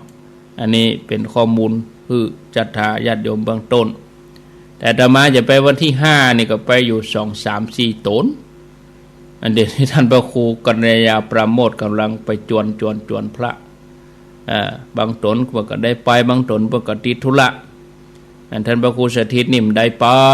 เพราะว่าก่อนงานเปิ้นต้องเตรียมงานวัด12, 13นี่เปิ้นก็จะตั้งทำหลวงสืบชะตาที่วัดหนองผาขาวท่านพระครูสถิตสรคุณกำเดียวสักกรรมอาตมาจะพักฉันน้ำช่วงที่พักฉันน้ำก็จะเปิดสปอตวัดหนองผาขาวให้ฟังเนาะถ้าว่าหับสายแล้วก่อนนะหับสายแล้วก็จะพักเหตุกรรมแล้วก็ปิ๊กมาเอาพระเจ้า500จัดมาเล่าถ้าตันนะถ้าตันก็ได้เล่าถ้าบ่ตันก็บ่ได้เล่าอาตมาจะไปวันที่5คือวันฮื้อนี่ปิ๊กมาถึงบ้านเฮาปิ๊กมาได้เข้ารายการวันที่8ปุ่นก่อนวันที่5ไปถึงปุ้นก็ ติดต่ออันยังวันที่6บ่กะบ่ไว้ไปก็ไปนอนหรอไปนอนพักผ่อนแล้วก็วันที่6ก็ไปติดต่ออู้จายังมันอู้แห้งอู้แค้นน่ะกะวันที่6คงจะปิกอ่ะนะปิกมาเรียบร้อยก็ปกะวันที่7ปกะปิกถึงบ้านเฮาก็เอาตามเวลาที่เฮาไปนั่นนะคำนวณตามเวลาที่เฮาจะไปวันที่25นั่นน่ะเอาเลข2เขาใส่ตั้งหน้าเนี่ยพอจะมาไปวันที่5 6 7แต่เฮาไปข้างหน้าใหญ่เฮาไปวันที่25 26 27ก็คือเอาเลข2เขาใส่ตั้งหลังเหมือนกัน5 6 7เหมือนกันอาตมาไปวันที่5 6 7แต่เอาศรัทธาไป25 26 27เอาเลข2เข้าใส่นะวันที่อันเดียวกันเวลาอันเดียวกันไปวันเดียวกันเนี่ยเวลาเดียวกันเนี่ยอีนะอันนั้น25 26 27อันนี้5 6 7อีเนาะแล้วก็เขาจะไปกันคณะใหญ่นี่คือวันที่25เนอะ25เวลา7 โมงเจ้าล้อหมุนล้อหมุน6 โมงต้องเกียมแล้วก็ห่อเข้าตอนไปตัวเนอะมันต้องไปซื้อกินแล้วมาตอนนี้มาเขามาซื้อกินแล้วนะเกียมเพนเกียมอย่างไปเลี้ยงสังฆะครูบาอาจารย์เนี่ยก็ไปประมาณ10 กว่าตนแล้วนะตนที่เพื่อนจะไปโดยศรัทธาก็มีตนที่จะไปโดยหมู่นี่ก็มีพ่อตมาก็จะได้เสาะรถไว้กันหมู่เฮานี่ได้ช่วยกำรถตุเช่าเนอะกูเตือนี่เฮาเอาปัจจัยสถานีรถตุเจ้ากันเนอเจ้าหน้าที่ดีเจกันหนึ่งจะจวนลุงนานไปตัวอินดูนะลุงนานไปเอวตัวเขาก็ปิดวิทยุเหี่ยกรรมดีกะ ถ้าปิดก็คือเจเฝ้าอยู่นี่ถ่ายทอดสดเอาเนาะคนที่อยู่บ้านก็ได้ยินจวนลุงนานไปเอวตัวก็เปิดหูเปิดตากะรถว่างอยู่ลุอันนี้ก็เฮาทั้งหลายที่ว่าเฮาไปหลายๆเนี่ยเฮาก็ส่วนหนึ่งเฮาก็ได้มาเติมรถเขาจะได้ถวายกาพาหนะครูบาอาจารย์ไปวันที่25ครูบาอาจารย์จะได้ไปสบายไปฟรีไปเป็นผู้นำบุญให้ศรัทธาเขาก็เอาส่วนเนี้ยส่วนที่ญาติโยมเขาไปเนี่ยมาช่วยอันนี้บอกให้ญาติโยมเขาทั้งหลายนะครูบาอาจารย์จะได้ไปตัวเขาจะได้ไปหลายๆโตนเขามานั่งด้วยกันเพียอีกอะพระเจ้ามาคอนทีเดียวเลี้ยงเพนมันก็ง่าย